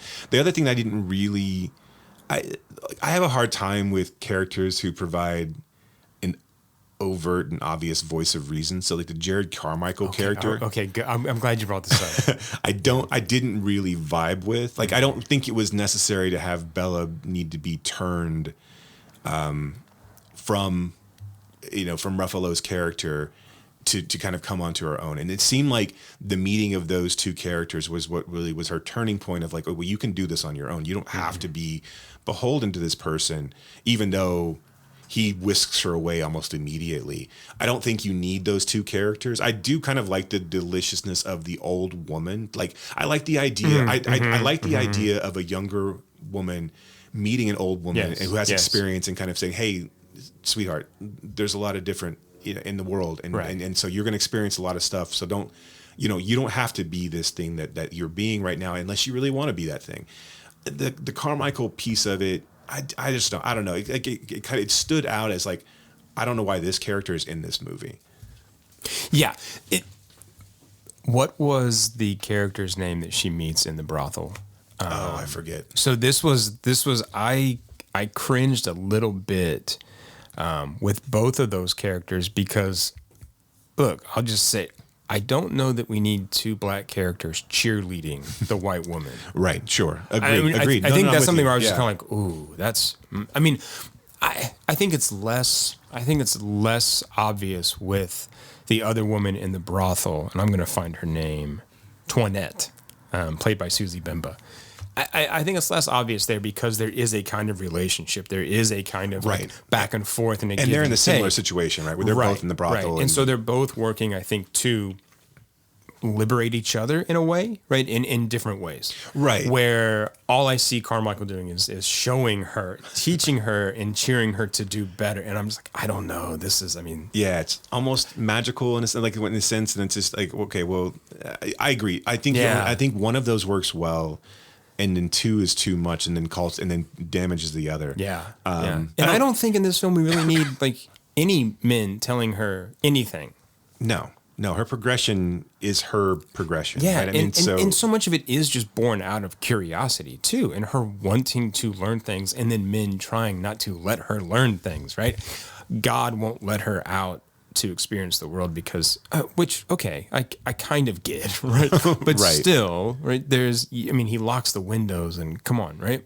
And then, of course, Ruffalo locks her up and throws her books overboard. Bella, all you do is read. Right. You're losing some of the adorable ways you talk, which was funny, but like, I don't think we need, I don't know. I mean, so much of it is like men keeping her locked in. Yeah, literally. How do you feel about God's second experiment in this? Oh, I think it's kind of abhorrent. Right. I mean, I think it is born out of loneliness, right? And not being able to have what you really want. So you're going to try to find some other way to do it. And of course, then you're missing the real thing, and then it just turns into it's like your most beloved pet dies, so you rush out immediately and get another one, and then you're like, you're not like my other dog. I'm taking you back. Right. You know what I mean? Like, I think it's misguided. I think it's I think it's a God complex. I mean, really, right? I'm going to do this because I can. And I don't think God is meant to be a kind of, well, I mean, however you want to take God there, is meant to be a symbol of toxic masculinity, or maybe he is, but just a version of a kind of almost benign. Benign not being the right word, but a more like, kinder, loving version of toxic masculinity. Right. It feels more like just an existence of the power structure more than the toxic masculinity piece of it. But I mean, isn't that still toxic masculinity? Of course, isn't like but the patriarchy, no matter how you engage with it, still kind of like toxic masculinity? I'm in charge because I'm a man. Well, that part of it, yeah. I mean, I mean, look, you clearly know all about women and what they need and what they want. I'm going to tell you what men. Let's open the phone lines. Yes, okay. All right, caller, go ahead. You had a question about women? You fucking idiots. I know. Yes. But no, yeah. So I didn't think that was weird. Yeah. I mean, it gave Margaret Qualley something to do. Sure. Which she was good. Yeah. No, she was good. Yeah, she was good. Yeah. No, I think like I said, this is not a perfect film by any means, but I do think it is one of the most rewarding that I think I've seen this year by far. Yeah. Well, we're 4 days into the year. I meant last year. Okay, that's better. Last 2023. We're not. I haven't watched any actual official releases of 2024 yet, so I don't know what. I mean, because we won't really call much an official 2023 release until this weekend when you get like. American Fiction. Swim. Night Fiction. To American Fiction to me is still a 2023 film because it's going to be award season for 2020. Oh, because it's coming out here in 20. Okay, yeah. Right. Which here's the thing about that. I cannot fucking believe that Dallas-Fort Worth is not one of the select cities in the U.S. Like, why is not this city, if not any city, one of a select city? And that's what in addition to our motto for, which is we care, but fuck you. Why is not this city, our city, a select city? Is the other thing that I think we want to put on a accessory poster in the recording room somewhere. I think so. Yes, I will do that. I will. It's always bothered me that Dallas Fort Worth has had to be a secondary release schedule for major motion pictures. And that is weird. I mean, look, I'm not a native of this city or state, but Dallas is a big city. Right. It's just a big city. And population-wise, but also culturally, right? I think it's a big city. And yeah, it makes no sense that stuff isn't there. It doesn't come out. I mean, I don't know. I don't know how those things work. I don't know if this is considered, I'm sure it's because it's considered Bible Belt, like, middle America. They're not going to go for your latest, art house fair. But, because art house fire, because I can't even say it. I can't even fucking from Wilt Stillman, right? From Walt Stillman's fucking metropolitan my ass. But no, Clint I'm Eastwood with you. I can't. With there you go. Jesus. Also, I'm going to do the podcast for the rest of the time in this fucking voice. I do not want your life. I do not want your life. For you. It may have been an opportunity for you. Listen to Why Does Wilhelm Scream may have been an opportunity of your lifetime. I do not want your life.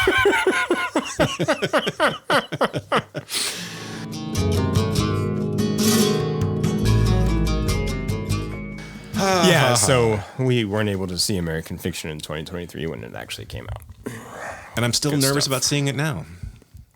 And with a crowd, I'm nervous about seeing it with the I don't think you're going to see it with many people. Sure, true. No, I mean, I don't know if you've looked at any like advanced ticket sales. No, I mean they're not. There are a lot of seats left for this weekend. Right? In fact, it's playing tonight. I think. Oh, is it really? I didn't know that. It's playing at one of the Alamos and then at the Angelica. Okay. So I definitely, yeah. I was going to try and get out to the Angelica this weekend.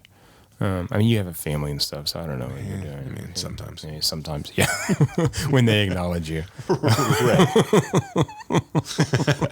Weird. All right, what else do you want to say about? No, I think we're good. Yorgie. I think we covered it. Another, home run. Way to go.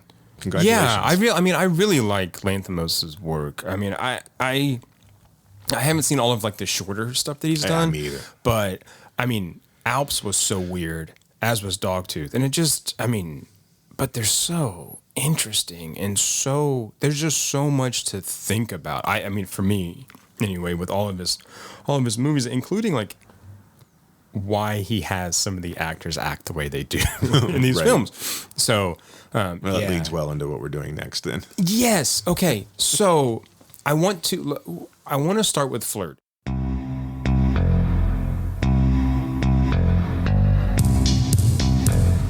What time's your flight?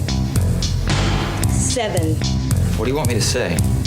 I want you to tell me if there's a future for me and you. A future, huh? Yes. How can I answer that? Yes or no. How are you, Bill? Mind if I sit down? No, why should I mind? Shot him in the face! Get to the truck, quick. We gotta get him to a hospital. Look, Bill, Margaret's in a very mixed up place in her life right now. She doesn't need to get mixed up with someone like you. Someone like me? What's that supposed to mean? But what about Johan? Johan all of a sudden wants me to tell him the future. Johan is a remarkable man. Yeah, but Werner's always fascinated me too. I'd go for the sure thing. You would, huh?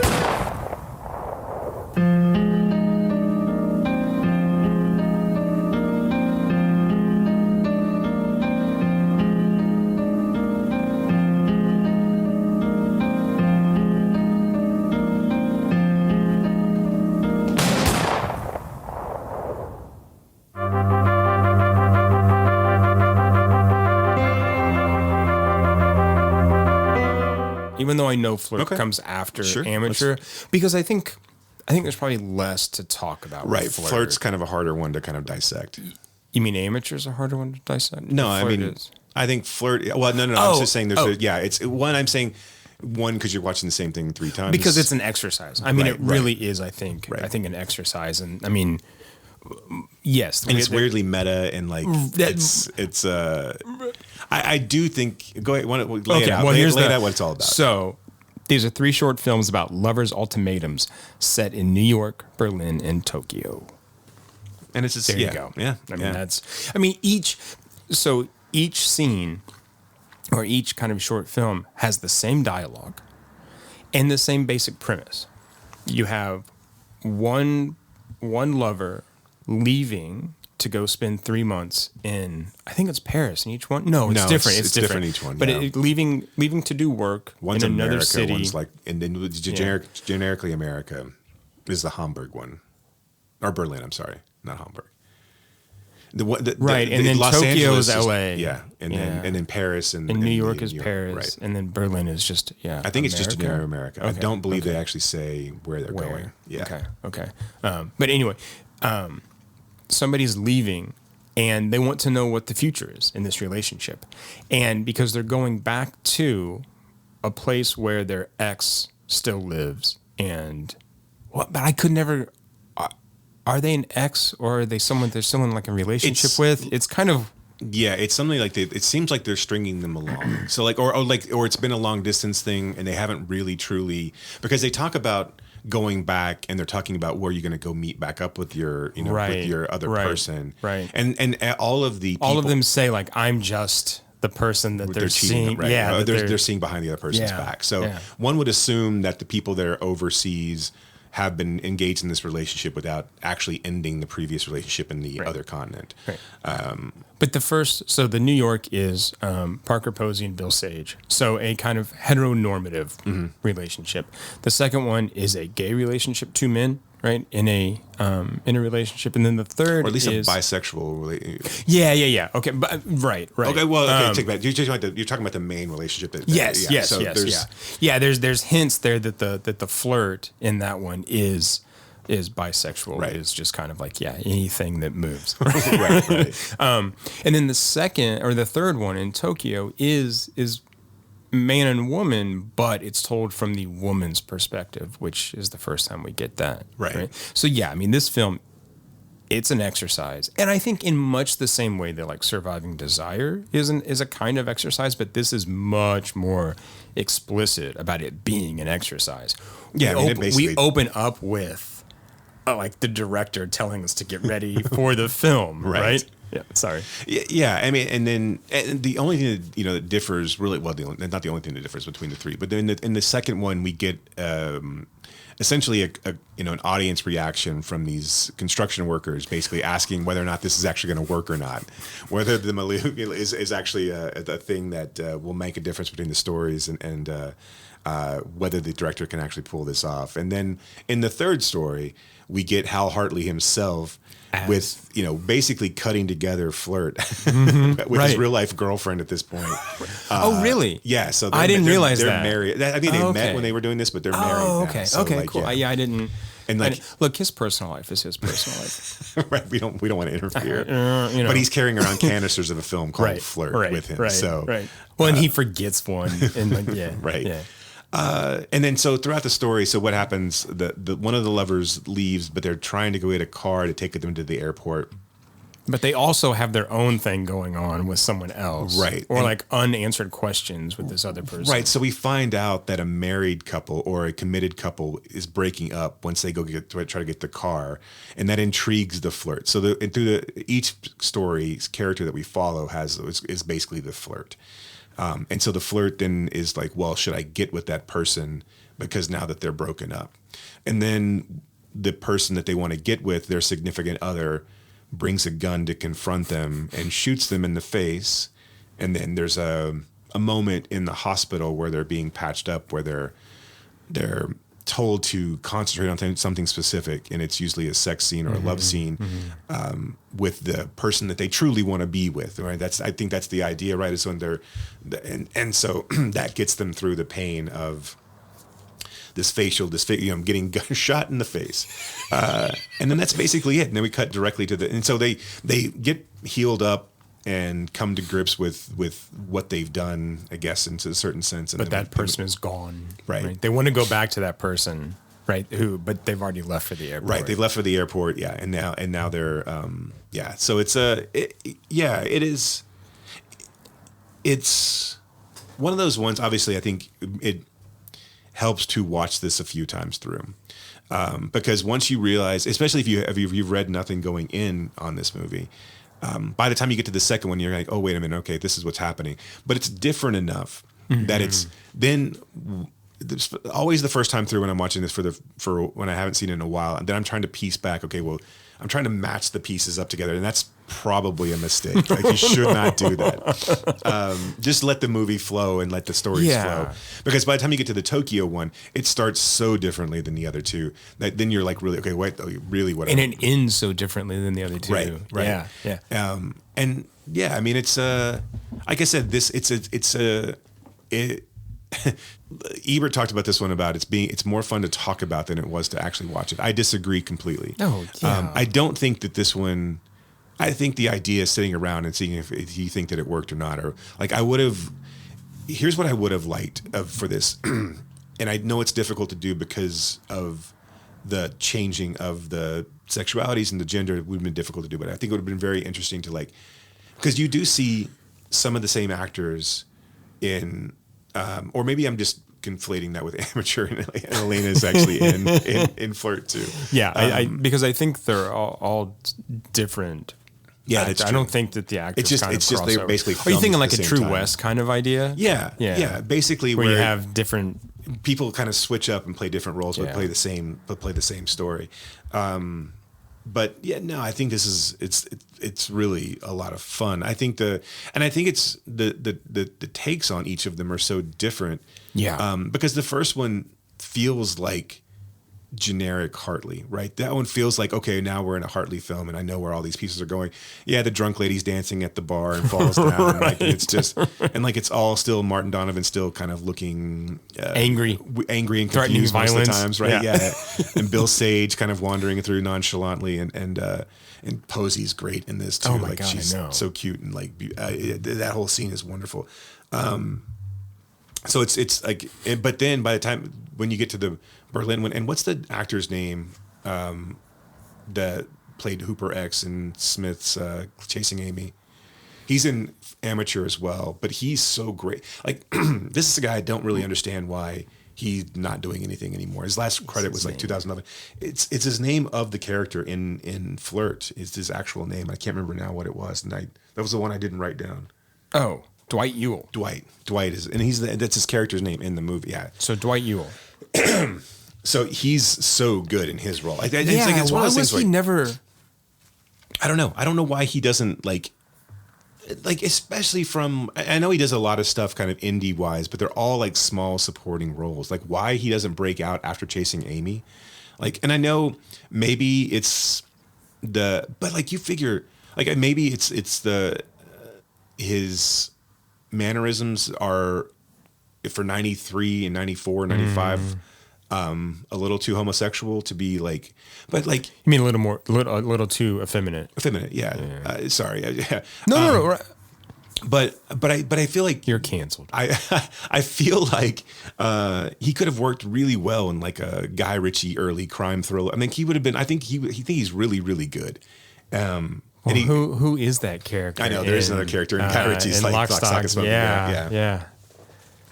Who almost looks like Harold Perrineau, who's actually in this as well. I know. Well, right. This was what. Okay, so this was what I was saying to you. I'm like, the people that pop up in these fucking movies are crazy. Yeah. I mean, you had Colt McElhaney at the bar, right? You've got Martin Donovan. You have Parker Posey. You have Harold Perrineau. You have Michael Imperioli. Right? You have Paul Scholes, who's been in a ton of stuff, right? Yeah. And I mean, most notably Nurse Jackie, right? But you're like, oh, that guy, he's in. Yeah, it's just, I don't know. I mean, I think and there's even more. Tim Blake Nelson is an amateur. Yeah, it's crazy. That was Like, like, you're that was like, yeah. what? What? Yeah. Whoa.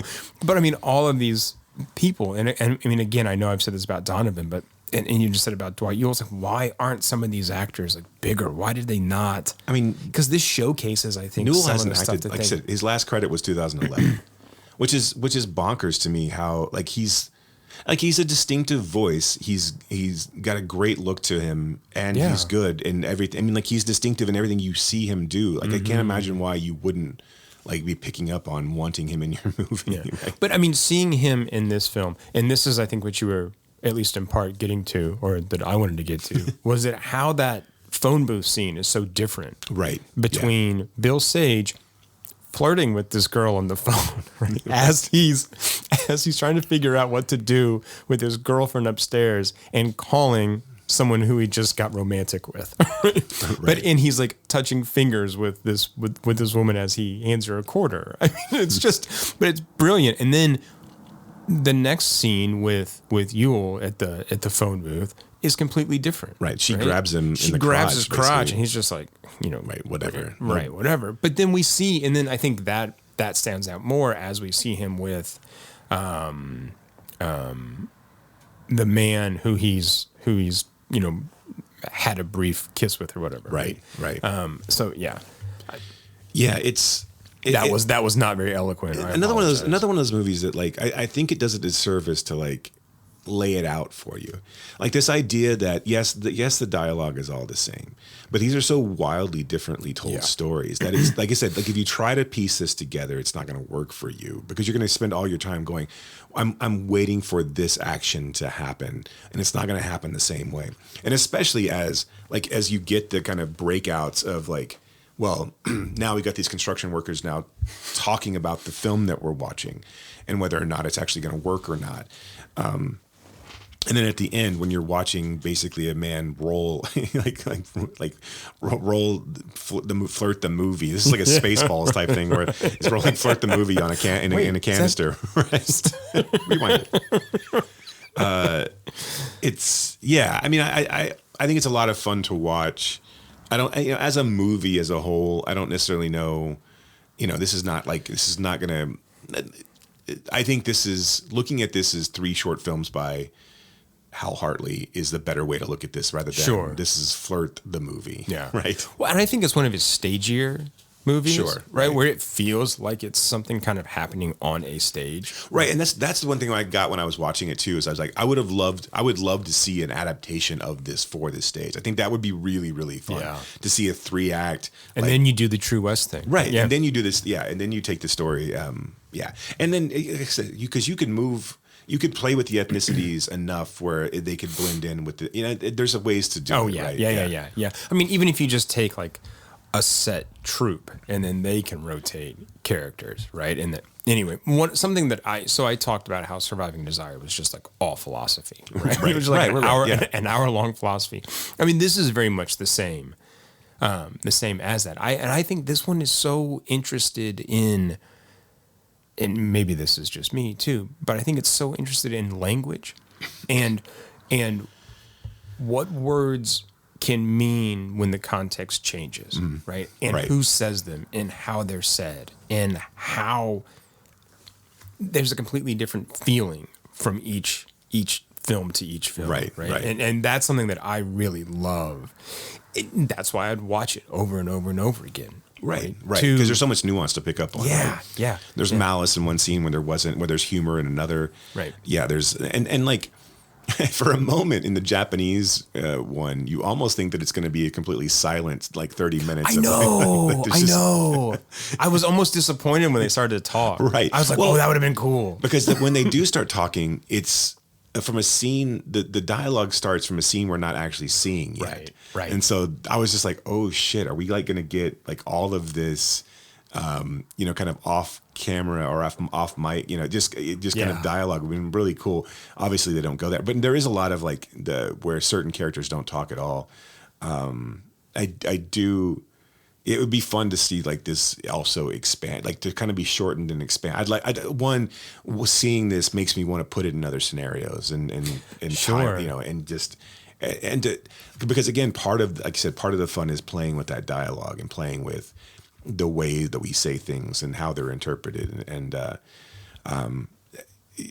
the stingier part of myself wants to see it like verbatim, place by place, and like in putting it in different, putting it, in different scenarios, but playing it a little closer to. But that assumes that like every place is the same. Sure, right? No, I understand. Yeah. But I mean, I think that's and that's where, because so you watch New York and you go to Berlin and you understand like immediately, right, when the other guy comes walking in saying the same thing that Parker Posey said. You're like, okay, right. I know the rules, I know what's going on, but then you start to see other things happen because of the culture that this moment is happening in, and then you see like, okay, they're at a bar, they're at a cafe, it's the same thing, but it's kind of not. I mean, it's just different enough where you're like, oh, that's what I think keeps us engaged too, right? Where if the stingier side of you won over, right, it's the wrong way to go. I think you'd be like, why am I watching 3 of these? right. And then in Tokyo, when we see the kind of prolonged moment with the gun, right? When she gets the gun, I'm sorry, is it Miho? No? Is that her name? I think so. Okay. I was going to say, you didn't help me out. Like, you were looking. When she gets the gun from like the director's wife, right? And then she goes to hide it. Well, we don't get that in any other scene. Right, so, right. I mean, we get the same elements, but then we get something. Right, and that's the only one where she shoots herself, right? right. When it's the only one where a different kind of compassion is shown for the other person involved too. Right. True. Which I thought was nice. Yeah. Yeah. And again, like going back to Tokyo, that's the only one where the two people end up together. Right. Right. Where she comes out from getting her face stitched up, and Hal Hartley is there waiting for her in the waiting room. Like, yeah. Right, he's the one who didn't leave, basically. Right? Yeah. Oh, I didn't look at it that way. And it could have been because he forgot the one film canister. Right. But that's a cynical way to look at it. True. But I did find it funny that Donovan's character comes into the bar with a box that says revolver like several different times on it. I'm just like, I know. It's stuff like that though that's so. These are things that make me love Hal Hartley like that much more. When it's just like in your face, kind of. Right? Ludicrousness. It's like right. Because I mean, there are plenty of times where he's using symbolism and semiotics, and other times he's just like gun. I mean, it's right. So much fun. Yeah. What else? I mean, I don't know. Where did this?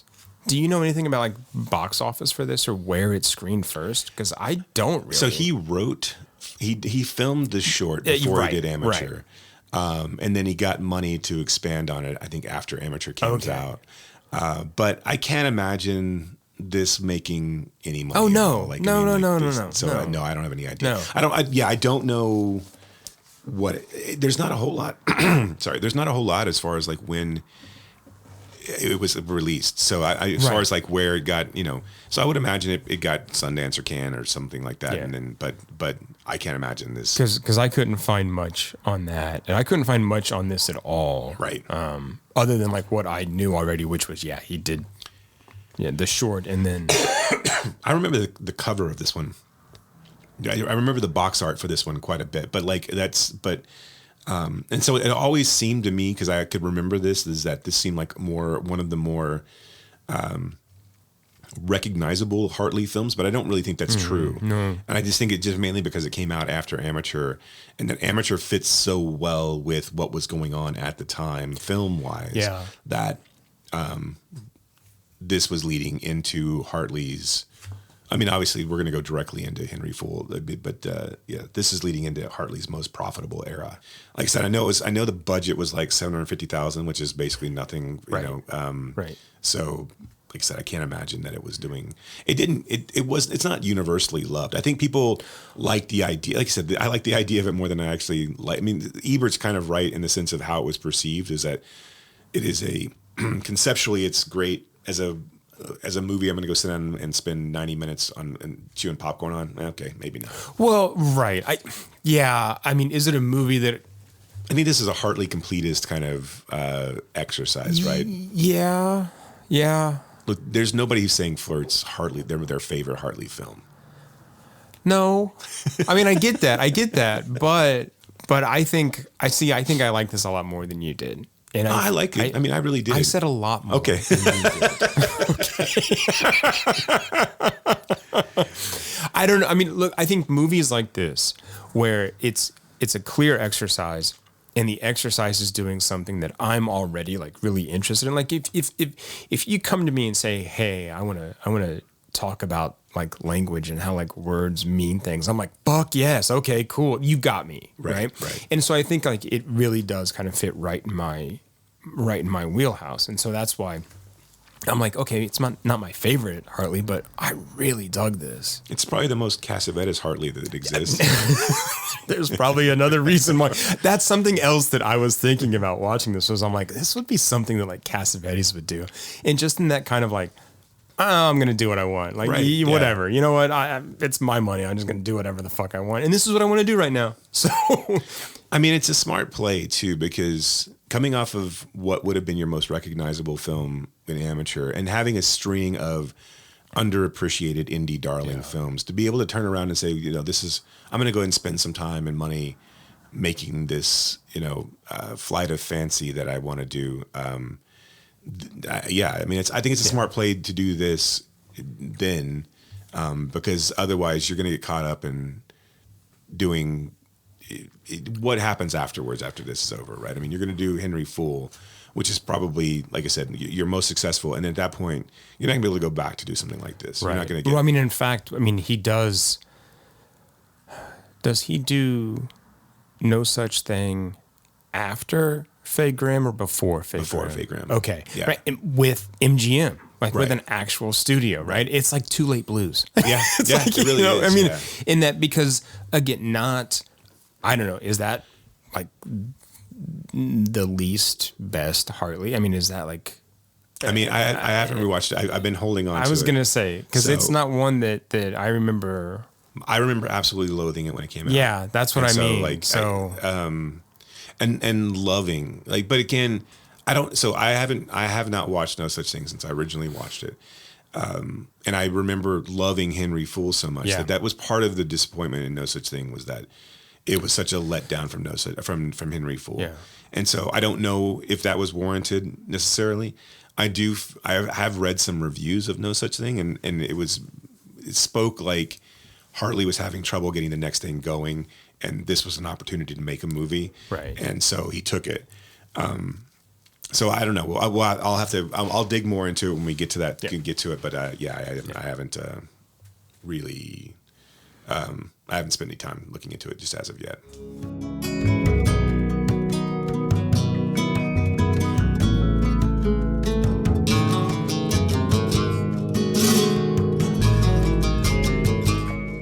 Let's talk Amateur. All right, let's do it. You're in love with him? I only just met him. I hate him anyway. How long has it been since you left the convent, Isabel? 10 months. How long were you a nun? 15 years. That's a long time. When I make mistakes, they tend to be big ones. Walking. Drive. Where to? Just drive. Right.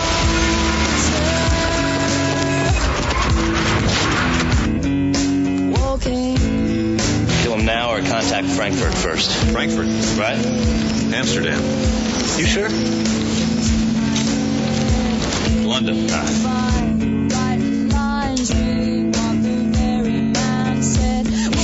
It's okay.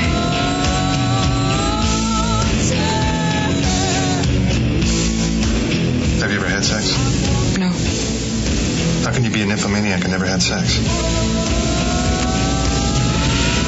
I'm choosy.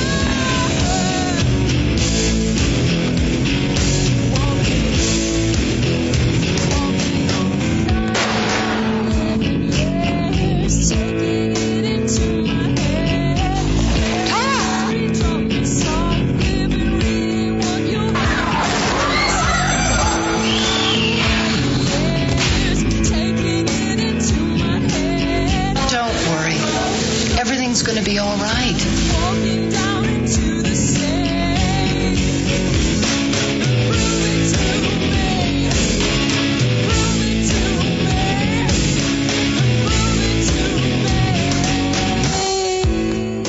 amnesiac wakes up on a New York City alley.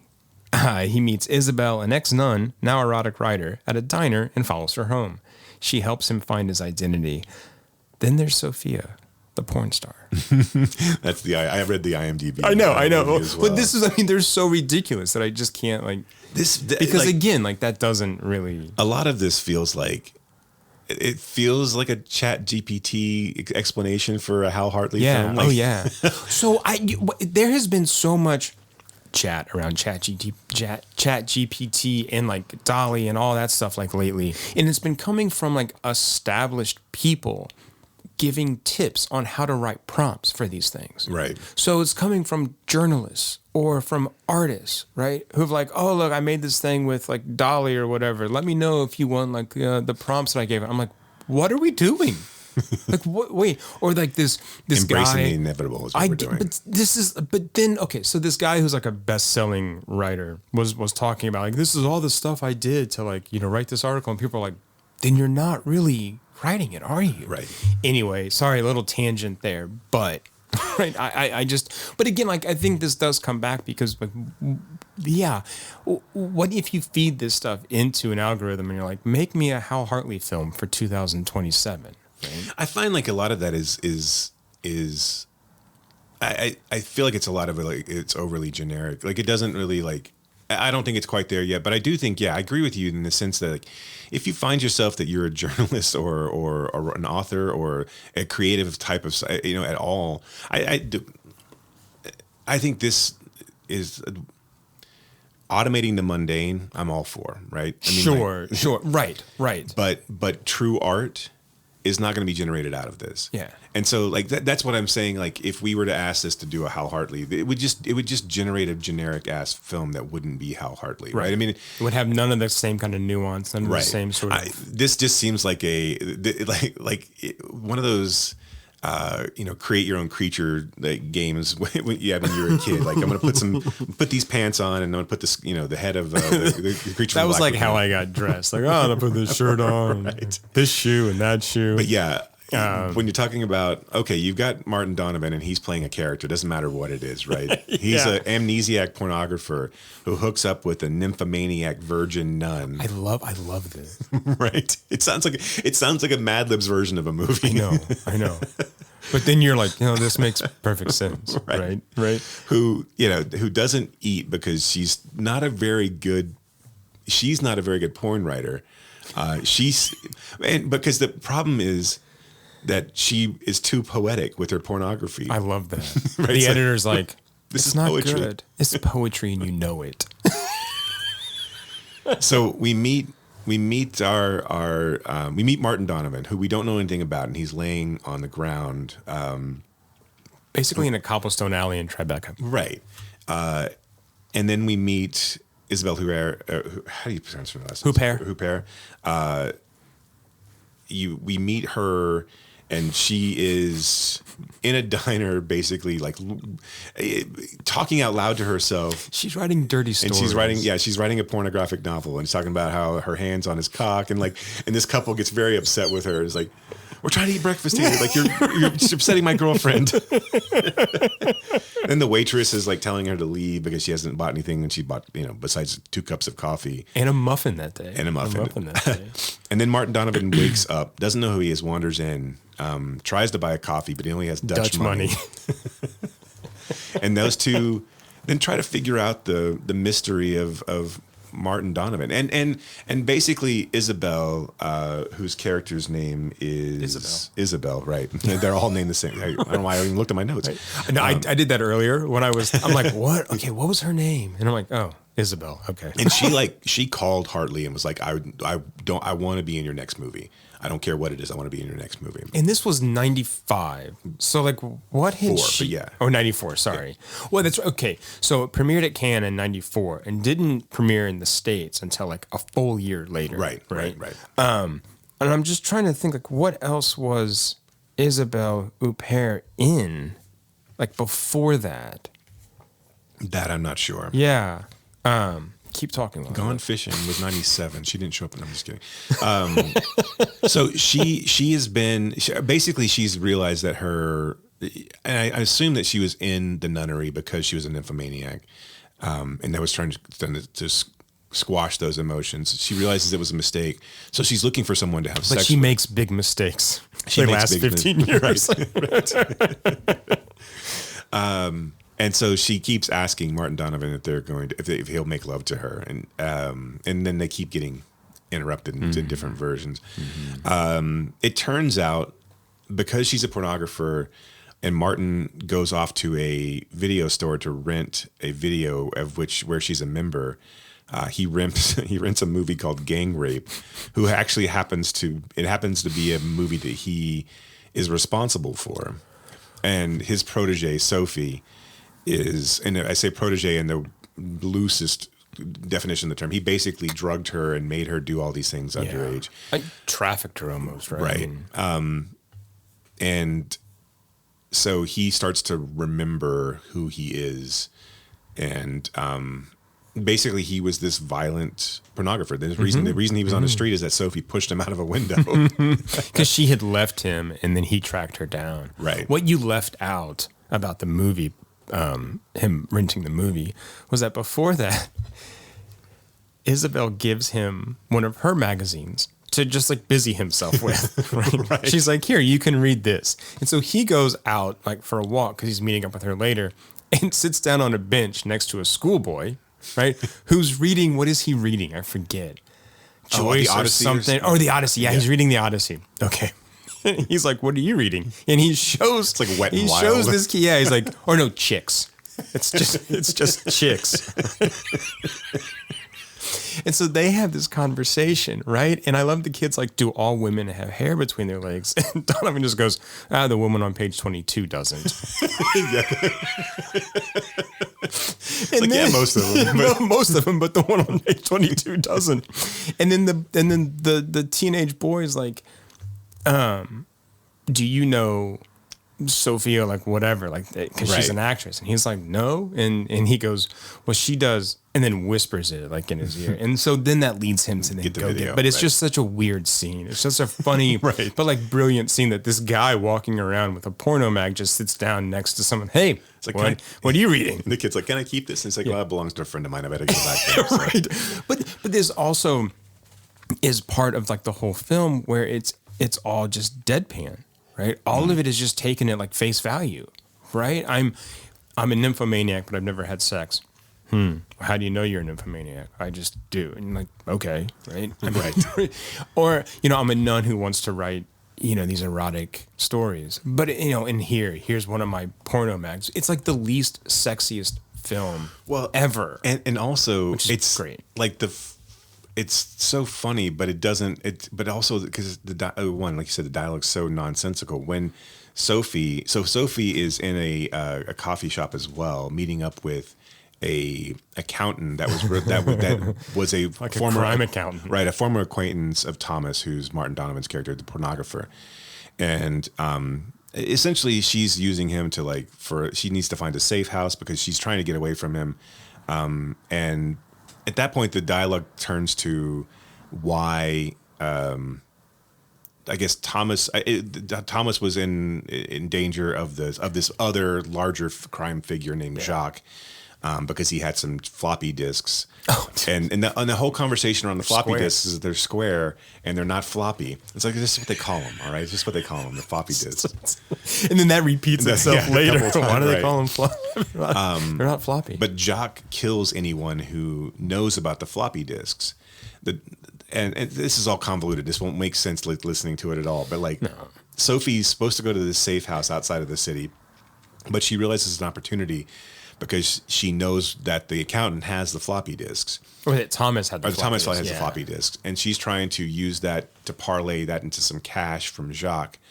So she calls Jacques. She goes to the coffee shop. She's like, can I borrow your phone? He's like, there's a payphone in the back. She's like, yeah, but I don't have any change. She's like, is it local? She's like, not really, but I'll be short. And then she goes, she calls the Netherlands. And then Jacques sends two of his goons to go and find Sophie. All the while, now that Thomas starts to realize where he's from and he's watched the movie Gang Rape that Sophie is in, him and Isabel go to that loft to have sex, but they're interrupted by the goons, or they're interrupted by Sophie coming home and the goons chasing Sophie, essentially. But it's not so much that he starts to remember, has inklings, but it's that Isabel is looking for a purpose, right? Which is another theme of like Hartley's words, right? You know, why are we here? Why are we doing any of this? Why does it fucking matter? And Isabel's like, it's that girl, because she saw her at the movie theater earlier as well. Right. And she's like, I'm supposed to help that girl. I was sent you so that I can help her, right? And so then they go... I forget, how do they find out? They find out the address somehow. Or they go to the alley where they found him, where he was. Right. And then they go upstairs. And they figure they go upstairs. And then, they're getting ready to have sex. And then the goons and Sophie come in. And then, so the goons tie up Sophie. And then, and they're about to hurt her at the end, because and like basically kill her, because Jacques kills everyone who knows about the floppy disks. Like in a bad way, because they also killed the accountant. Right. And does that happen before this all happens, or where we see the accountant get essentially accosted on the street? So the goons find the accountant, throw him in a car, and then they zap him. And the craziest and dumbest fight sequence ever, where like he hits him like really broadly over the head with he hits one of the goons broadly over his head with a briefcase, and then like starts to run real dramatically away from them, and they end up catching him, throw him in a car. Well, probably leather-soled shoes, and so slipping around. Good point. Yeah. So Isabel and Thomas are watching the goons rough up Sophie and tie her up and about to kill her, and Isabel puts on one of Sophie's outfits and gets a drill. And Thomas finds a gun, and they go off and they stop. They end up knocking one of the goons out of the window and shooting one of the other. Would they shoot him at this point? No, they don't shoot him at this point. No, because they just hold a gun. They run away. He was going. They miss each other. Right. Oh, and then he sees him out the window, and they steal his car. So they rescue Sophie. They steal his car, and then they go to the safe house that Sophie was supposed to go to all along to meet up with the accountant. And the accountant was going to meet her there to give her some money so she could get out of the country. The goon actually finds Sophie's wallet and finds the address to the safe house. And he follows them out there. Then there's a scuffle between guns. People get shot. Sophie gets shot. And the accountant gets, I can't remember now what the hell happens to the accountant. Nothing. Oh, that's right. So, I mean, he in one of the funnier scenes of murder, he shoots the goon, runs past him, comes back, shoots him again, runs away from him, comes back, shoots him again, right. And just keeps going.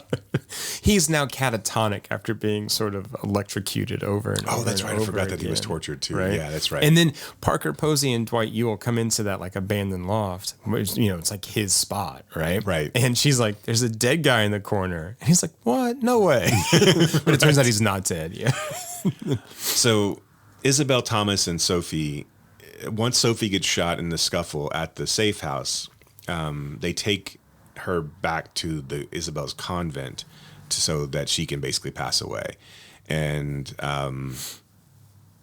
Isabel and Thomas kind of make peace with one another. Thomas kind of comes to grips with who he really was. Even though he doesn't really remember, because he keeps asking Sophie to tell him. Right, and she won't. But she does tell Isabel. And then they're both like, and that's where Isabel's like, it doesn't matter like who you were. And I think this is, again, one of the maybe bigger things here is that, who would we want to be if we were a blank slate, if we could start over as a blank slate, right? Right. And what does that old person matter? What does that mean? How does that then affect the choices that we make kind of going forward? Yeah. So Thomas decides to leave Isabel, and she gives him the gun to protect himself, essentially. He walks outside of the convent. The cops are waiting outside because they're looking for a murderer. They shoot Thomas, and now he's basically back on the ground, right where he started off at the beginning of the movie, which is awesome. It's great. It's so good. Right there. And the cops going, that's not him. That's not him. And that's they not just who walk they were away. after. Yeah. I mean, I think, so like I said earlier, I mean, despite some of the subject matter, this movie's not exotic. It's not sexy. And, or at least not like in a conventional kind of sexy way. And it's a thriller in name only. Yeah. I mean, it's a film that wears the clothes of a thriller and keeps asking us if we like the outfit it has on. I mean, it's like that kind of like. Well, I can imagine this coming out in the post-Pulp Fiction era and people reading the synopsis and thinking, oh shit, this is another like, you know, this is another Tarantino. But it came out at the same, they were canned together. They were canned together, yeah. And then people going, wait, that wasn't anything what I was expecting it to be at all. But it's weird because it kind of is in the way that, again, we've talked about this, but the way that both directors really use dialogue and use the way that these people speak, right? In a very particular kind of way. Right. It's just not as pop culture, like. It had that kind of same kind of postmodern absurdism too. That I don't know. This is probably the most extreme example of it, right? Oh, yeah. But yeah, you wouldn't have been people talking in stilted, nonsensical ways. You wouldn't have been too out of the norm of films that were coming out at the same time frame, right? I mean, I also think, this is clearly his darkest film as well. I mean, it's you know, it's like the others in that it's an inquiry into ideas, right? I mean, but this one, is sort of looking at how certain aspects of society alienate us and how we kind of then like can come together because of that. I mean, this one I think also really focuses on, or at least kind of obliquely, the idea of the objectification of women, violence in terms of sex, right? I mean, along with the pornography, but then also violence in movies in a weird kind of way. So, yeah, this one is hard to place in his. It feels like a distinct, like point, right? I mean, like it feels like a unique entry into his filmography, because again, as we get. The movies that we get after this seem so much bigger and grandiose. This one is a distinct departure from the Long Island trilogy that we got beforehand, because that were so like lighthearted, and like their characters were so bright-eyed and innocent. In this case, none of that really happened. Like all of them have had. You know, they're all kind of steeped in a almost obvious cloak of like of filth in a sense. Yeah. And so it feels different in that way. I like it a lot. It's just it feels weird coming off of the three prior and Surviving Desire to go into this one. And to kind of have because again, you're still dealing with the same people, right? It's not, it's the same actors in different characters. It's kind of a jarring transition to go from this, and especially going directly back into Flirt, which feels a lot more like, again, Hartley just trying to take the piss in a way and then trying to figure shit out. Like I said, once this makes sense going into Henry Fool. Because I do think his characters become they're still, you know, they're still optimists, I think, in a sense, but they're realists in a way too. And I don't think in the Long Island trilogy there was not much realism, you know, in those characters, you know, outlook on life. No, I mean, it's interesting that I think almost all the characters are realist, but still naive at the same time. Right. And I mean, the way they talk about this stuff, the way that, I mean, this is, while the subject matter is so much darker than like the Long Island trilogy, I still think the delivery or the approach and the filmmaking makes it that much more, I don't know, compelling or interesting. I mean, yeah, this could have been played as a straight like Jackass. I mean, like not Jackass, but I'm saying this could have been played as a straight Tarantino type of what I meant by Jackass, or even something darker like an 8mm. I don't know. I'm just thinking of something else in like the porn world, right? Yeah, I this mean, could have been played. And I'm not saying 8mm is good, but I mean, right? No, I know what you're saying. Yeah. But it wasn't a Fincher, Andrew Kevin Walker kind of like thing that was going on, right? I mean, Because I mean, well, we would have been close right, to that yeah. same time. Yeah. And it's one of those things too. It's like, it's funny to me that Hartley never seemingly, even at this stage in his career, has kind of been like stomped on by the studio heads at this point, like trying to force a vision out of him or force him into a certain. Now, I don't think you would have looked at the other movies and said, okay, well, crime, quote unquote, crime thriller that this isn't, but it pretends to be, would be Hartley's next film. But if you're offering up notes on this, I can only imagine the notes being, we're going to want to see nudity, we're going to want to see actual violence, we're going to want to see people get shot and people get tortured and people get, And there is that, but it's so tame. Right. Oh yeah. I mean, like, the electrocution scene is like comical. It's so like cute, like, right? Yeah, it almost makes like funny noises when they put it to his temples. Like it's like I thought they were garroting him at first, and then I was like, oh wait, no, they're just electroshocking him. It's a bare electrical cord from a lamp. Right. And like the movie doesn't ever fall, like everyone looks like they could step out of their character and step into another character's shoes, and they all look the same. Like the only thing that's only separating the accountant out is his wild hair. Like it doesn't it doesn't the goons are just suited white dudes. There's not like there's anything that's distinctive about them at all. In fact, I couldn't possibly tell them apart from one another if you paid me. So like and like, when he falls out of this could have been ramped up to 11 without much trying, to be honest. But when he falls out of the window, it's really that's almost Three Stooges-esque. Yeah. So I mean, it's I know we talk about this on all the people we talk about, but like it really is that hard to believe that like a Weinstein didn't get a hold of, and I guess maybe because his films were never really all that popular. Like there was never really there was never really, I would say, a ton of buzz around Hartley, outside of a small window of McSweeney readers probably, and that's basically, I'm saying, like, it's just that this is Diablo Cody will reference him later on in another movie, but that'll be his last pop culture entry. Why did you just reference Diablo Cody? I was just thinking of Juno and like and McSweeney's, and that was the whole and I'm a huge fan of Diablo Cody.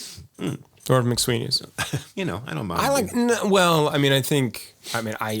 used to like McSweeney's. I have a not lot read more McSweeney's than I in did. a while. It's been a long time, and I think if that tells you anything. But I mean, I do think Hartley has that kind of irony, right? That sense of irony, a very deadpan, low key kind of irony that then got away from McSweeney's. Right? I mean, it's a very kind of Sarah Val irony. I think that makes sense, right? There seemed to exist in the mid to late 90s this like era of pre-internet hipness. I was just gonna say like kind of how hipstery we sound right now. But there really was this like essence of inaccessible cool that you like, we talked about this before, but like nowadays everything, if you want to be an expert on a subject, it's at your fingertips. Like and I'm not saying that the things that we're talking about were difficult, not like overly difficult, but if you wanted you had to go to the bookstore. Right, you had to go to the bookstore. If you wanted to be a McSweeney's reader, you had like I was thinking about this today about like how, because when in Flirt, when they're walking through the bookstore, I don't know why it clicked in my head, but like how there used to be bookstores everywhere. Well, bookstores everywhere, but this like idea of like cool prestige magazines, not prestige magazines, but like all these like different types of magazines that you would, that came out quarterly, like kind of like McSweeney's, but like, but different, that would have interesting articles, and that you would be like, $20 a magazine because you're getting them imported from someplace, right? Like right. Well, I mean, I think about like how hard it used to be to like pick up Mojo or NME, right, yeah. Or then political stuff like Harper's or American Prospect. I mean, those were, you had to go like find those. I mean, do you remember when you could go to like the Barnes and Noble or any bookstore and pick up a Village Voice? Yeah. Yeah. Right. Okay. I mean, I know the Village Voice, but that was how you found that stuff. Right. And then, the other kind of like mimicking alternative weeklies that were wherever you lived. Yeah. So it had an air of accomplishment to have knowledge on these certain things, and then we gate kept it to a certain extent because it was, or at least at the very least we used it as a symbol, a status symbol. Sure. I mean, yes, but I mean, I don't know. Was it a kind of status symbol of I am worth talking to? Kind of like, hey, do you want to look what I'm reading? Do you want to talk about stuff? I mean, I don't know. I think that's, at least that's how I hoped I was using it like at the time, because I don't know. I mean, like my immediate kind of circle did not give a shit. Do you know what I mean? Right. Yeah. So, you would do that. You'd go and sit at like the bookstore with the cafe or at a coffee shop and read, right? McSweeney's or the Village Voice, and hope that somebody, hey, I read that article, and then, I don't know. Maybe Yeah, my favorite thing. I used to have a subscription to NME, and I would just and I would listen to the CDs. And I would scour the magazine for bands that they always had a recommended if you like. Which we don't always have that, but or at least I don't. But it was always, and then I would go. It was just a matter of like then scouring like used record stores, for that. So that whole thing of like it took effort, right? Steps, and to be. You had to have if you wanted to watch Japanese cinema, you had to have a region free player, and like there were, and you had to understand regions and like a lot of times. But that's even coming later.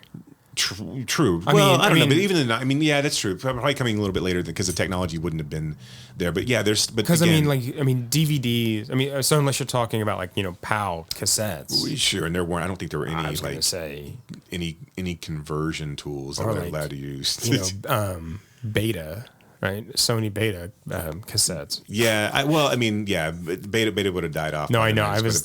But I'm trying to think if there had to have been a conversion tool to let you watch PAL. I'm sure VCR tapes on a. But I just mean like later when you could get like a region-free DVD player, region-free Blu-ray, and that's already later then. So now you're kind of in internet era, and some of these steps have already been lost. That's true. Yeah. I wanted to reclaim the, microfiching our way through. Hipster cred there.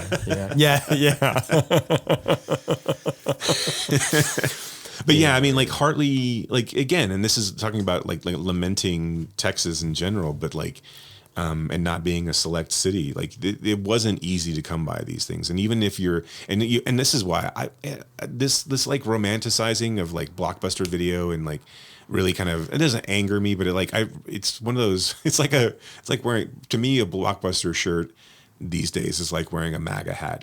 You didn't really understand what you're talking about. Right. Right. Blockbuster was never great. Like this idea of like that we should be happy about the last Blockbuster. Like fuck the Blockbuster. The Blockbuster was the worst of all video stores. Right. And I hated going in any one of them I ever had to. And usually like you went in there because that was all you had to go into. Right. I mean, because and I know we've talked about this, but the local, independently owned video store went out not soon after. Right. And so then all you had was, Blockbuster or one of those other, what was the other one? Like Family Video. Yeah. Family Video. Right. Which was Conglomerate Video, whatever. I mean, but that idea. So let's celebrate chains. I mean, all that is like misguided kind of nostalgia, worshiping capitalism nostalgia. Right. And it's like if McDonald's ever goes out, right? Oh, remember when there's do you remember all these other like smaller places that got pushed out by that? But no. Do you remember restaurants? Look, we all love like small businesses, don't we? But you weren't finding Hal Hartley films at a Blockbuster, right? I mean, so that's the other thing. Well, I found Henry Fool. Okay, but I mean, no. I mean, I understand. Yes, yeah. But any of the early stuff, if you wanted to just ruin your point, as we do. But I don't remember. I guess my point being is that a lot of this used to take effort, and that's what it doesn't necessarily now. It's just a different level of effort that it takes now, and it's like I said, when we did Matsumoto, right? Yeah. Like we would have, if I, and again, it wasn't like it was necessarily easy, but it didn't take me days upon days to find War of the 16-Year-Olds either. Right. And so like that would have been an impossibility. That would have been a film. Like if we been doing this podcast and just putting it out on pirate radio back in '95, talking about Matsumoto's War of the 16-Year-Old, that would have just been a pipe dream, right? Or I would have scoured, like, I mean, even because again, there wouldn't have been no way to see it, and even if we could have gotten a copy of it, we would have had to learn Japanese to understand it. Like there was no like way to translate it. So I mean, it was just like a lot of this stuff is. It's wonderful that it's available now. It's just a different level of like access or I mean, like effort that it takes to find. Yeah, I think there's that's what's lost is that there's because it's so easy now. There's a little bit of oh well, okay, I can just I think some of the import's gone, right? I mean, like it's not. This is something that anybody can do, which is great. I think that's ideal, but. Also, it's harder now to feel like you're. I think. Let me put words in your mouth. So I think we are of an age where some of this stuff just feels necessary, right? Right, and what I mean is like Hartley's films, Matsumoto's films, right? Finding that stuff and engaging with it and consuming it in a artistic, intellectual way is a necessary thing. And that necessity is maybe not as preeminent as it was. Yeah, I think so. Yeah. I thought you'd have more to say about like. So let me just step what up I just said there. My pretentious soapbox. No, sorry. That was yeah. I thought you would sort of back me up on like the necessity and the preeminence. Well, no. I mean, I agree with you that it. I don't know. When things come easy. God, I'm going to sound like an old man. Right. No. But when it's so easy to find why are people paying for their college? Right? If I had to pay for my college, everyone has to pay for their college. Right. But like I can go on Discogs and order a record, but it's not the same and it doesn't feel as, again, like necessary as like I fucking need this thing as it does to go to the record store. Right, and talk to the guys behind the counter about like how awesome this record is that I'm buying, and I can't fucking believe I found it here. Well, I think too is that the now the openness to everything, kind of we lose a lot of the nuance of the one thing that we find ourselves in, and we talked about this too. But like now that you have access and you're inundated with content, like. Actual in-depth conversations about meaningful films don't seem to be happening because we're caught up in just consuming.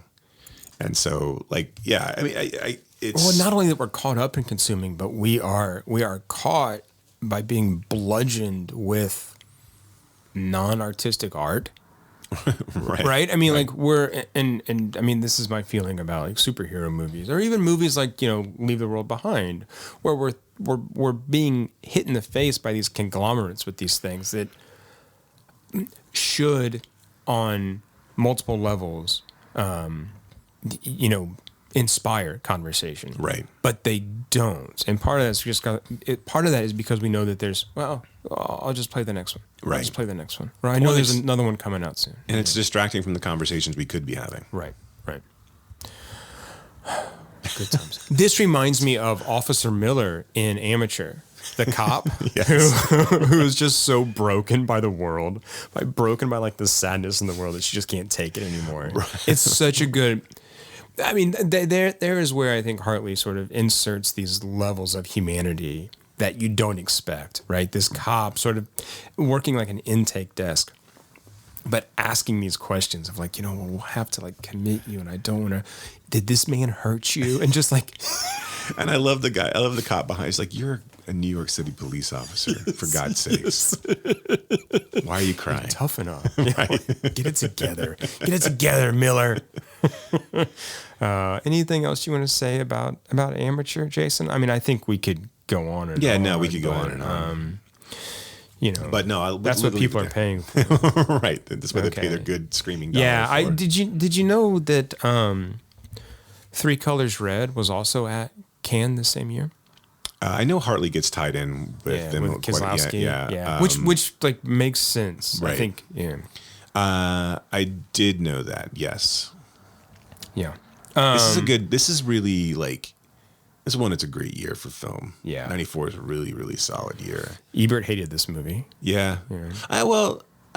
He gave it 2.5 stars. Okay. I mean, didn't hate it, but I mean, I think Ebert is confounded by Hartley. I think so too. Yeah. Like he doesn't know how, like this is old man shouting at the sky at this one. And I think Ebert would even probably admit that. Like Ebert's one of those guys, when you read his reviews of these films, it's like, I really want to like these films. I just can't connect with them on a certain level. Yeah. So like, I feel like Ebert, he didn't like Flirt at all. And that's when he said it was more fun to talk about than it was to watch.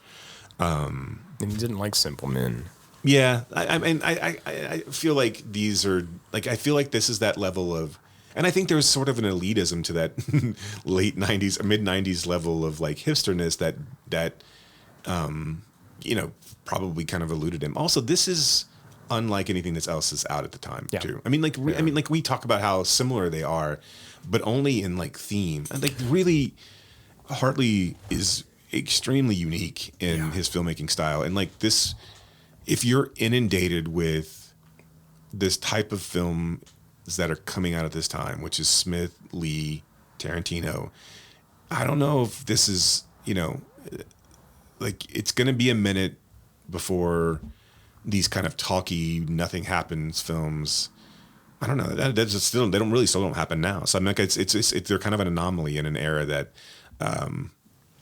it's surprising that he was able to be as prolific, especially during this particular time, as he was. And I think it was mainly because there was just money to go around. Right.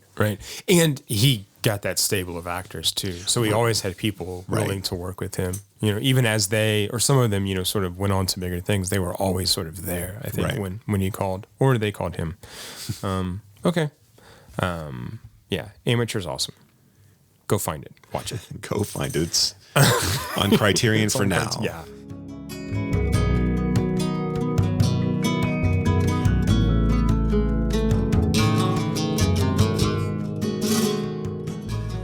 All right. Do you want to give the people some films? Did you recommend some things? Did you do a recommended if you like? No, but I'll talk about yours. I find Hartley's films very difficult to recommend if I like. Okay. So then let me do Flirt and Amateur. Okay. And not Poor Things, because I think you can find some stuff for Poor Things. Right? Sure. So for Flirt, I put One Night Stand. Okay. By Mike Figgis, 1997. Yeah. So can we have the Figgis conversation? Sure. Why are you bored? What else do you have to do? No, I'm not bored. No. Okay. No, I just, we're definitely not bored. Figgis. Yeah, let's have the Figgis conversation. It's not really a conversation. I think Figgis is another one of those directors that, like, whatever happened to that guy.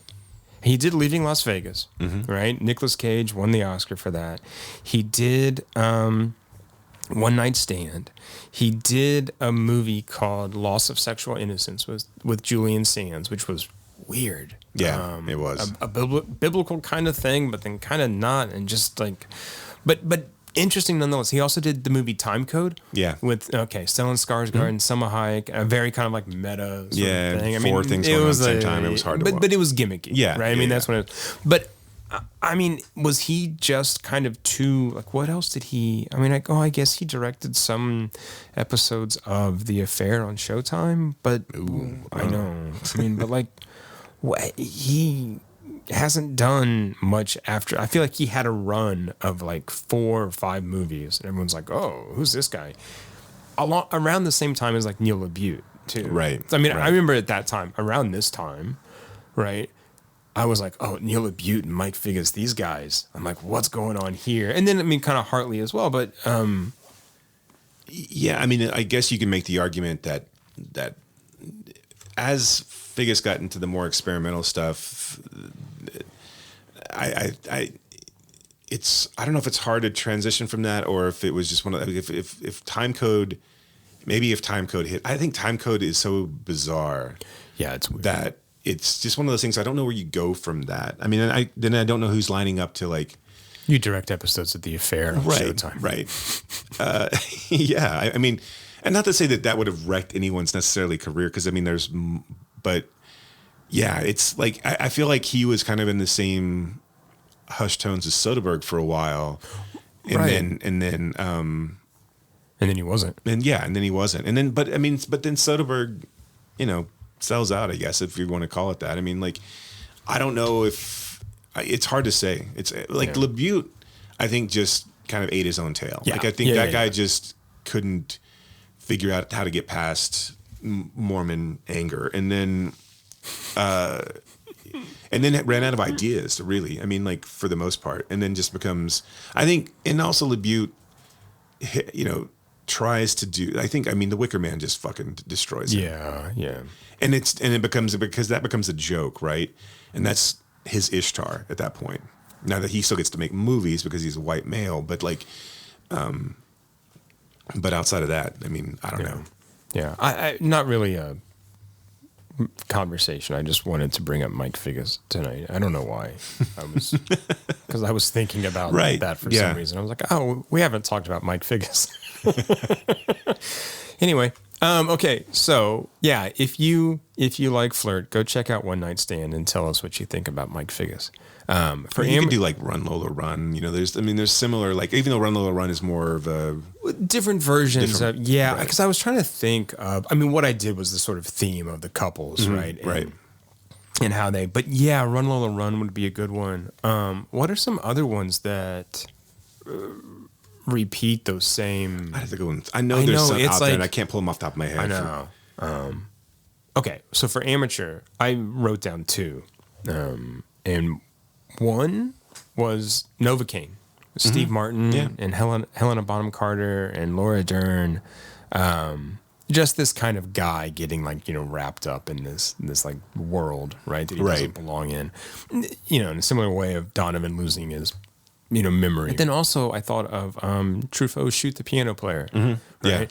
Which would be another one that sort of has that. I mean, the goons in Amateur and the goons in Shoot the Piano Player are both so inept, right? That they're kind of like anti-goons, and I think that those two movies sort of play well together with how they approach the darker kind of subjects. Yeah, Novocaine is one of those ones that's more, I think, of an example of what you would have expected a studio to put out in that same time frame, and because it is kind of meaner and nastier, and also it's more of a actual, I guess, story, from point A to point B than Amateur is. But I get you. Yeah. Okay. I have one for poor things, by the way.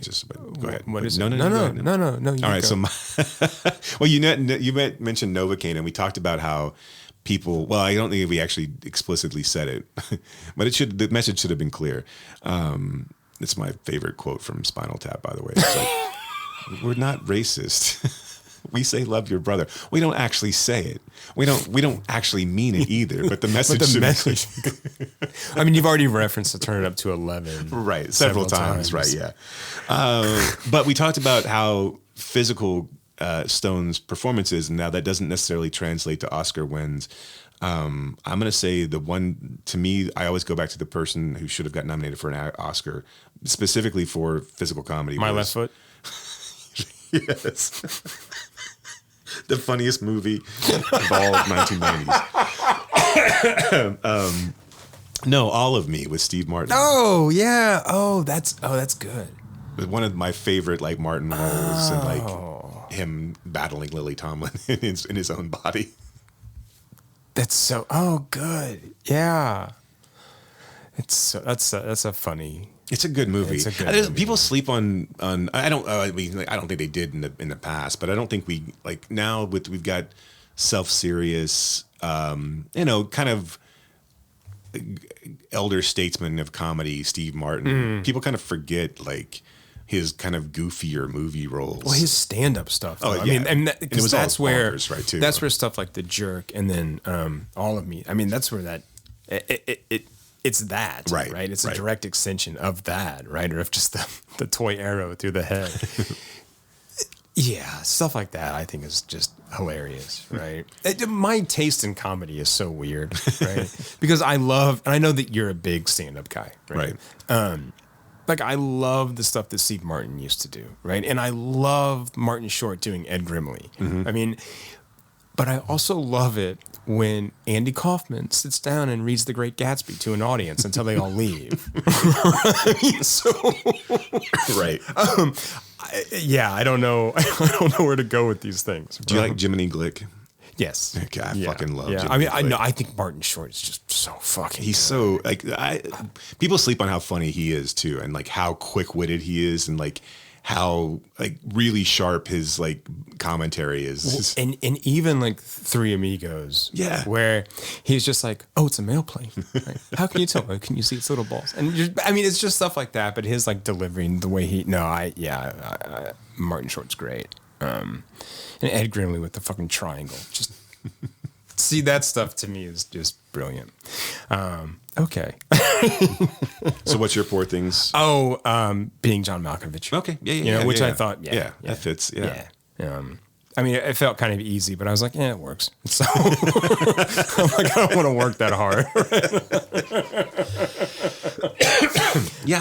I just have such a hard time, like, really tying. If I feel like if I tie, like, you could tie Amateur to really any crime caper that came out at that same time. You could tie it to Lock, Stock, and Two Smoking Barrels, or even Reservoir Dogs to an extent, but it doesn't feel like a true companion to those movies. And like it seems like like I said, a weirdly absurdist take on those films. But that's almost giving it not enough credit as well. So I feel like this is and like in the past we're either like referencing films that are better than the films that we're talking about too. So but yeah, I don't know. I've found I think I will be able to find, as we get into Henry Fool, a little bit more of a line to other films as we get there. But yeah.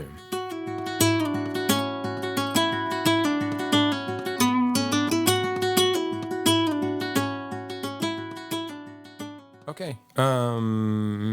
What else is coming up? What else do we need to say? I mean, we oftentimes at the end of these episodes will tell listeners what's coming up next, and then we change it. And that will not be what's coming up next. And that will not be what's coming up next, which is fine. That's how we roll on this podcast. And that, look. It's not an intentional lie. No. It's a lie, but it's not an intentional lie. Right. And the message should be clear. Right. That if we tell you we're going, we care that you are, informed of what's coming up next. But fuck you. Look, it'll be in the show notes. You can watch before you listen. That's what we encourage you to do. Yeah. Like listen before, like read the show notes and go, oh, look, these are the things I have to watch before I can listen to this episode without fully being informed. It's like you wouldn't go to the voting booths and not be informed of who you're voting on, right? I mean, that's and fully of the message. Would be ridiculous. That would be insane. I think next episode we'll do our. We did say we were going to do our first. I wanted to give the Screamies a little bit of breathing room past the end of the year, so we could catch a few more things. Gotcha. So let's do our Screamies, our first annual Screamies of the podcast. We'll do that next episode. Okay. We'll come up with categories and award winners and what have you, and then after that we'll dive right back into Henry Fool and No Such Thing. I have a question. Yes. Do we want to stay going in order, or do we want to do the Henry Fool trilogy? Yeah, let's do the Henry Fool piece? trilogy as a piece. Okay, yeah, that's probably a good idea. Okay. Yeah. So we'll do the Henry Fool trilogy next, and then do No Such Thing, or No Such Thing, and then the Henry Fool. No, let's trilogy? do. I'm anxious to get back into Henry Fool, so let's do the Henry Fool trilogy after our Scream. I'll leave this conversation in the editing because right, I think so the listeners will definitely know that we're not doing the Henry Fool trilogy. Exactly. We say so if you start to watch it, just remember, like, oh yeah, they said that, but there's no way that they're actually going to do it. Look, we'll do it eventually. We will do it eventually. I would think that listeners know what to expect. Yeah, sure. Right. Yeah, like we said, biting commentary, but fuck you. But fuck you. Yes. Intellectual simulation. Okay, Jason, if there's nothing else, until next time, thanks for listening. And keep screaming.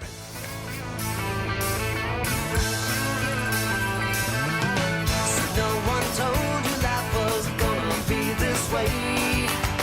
Your job's a joke, you broke, your love life's the away. It's like you're always stuck in second. You have been listening to Why Does the Wilhelm Scream with your hosts, Brock and Jason.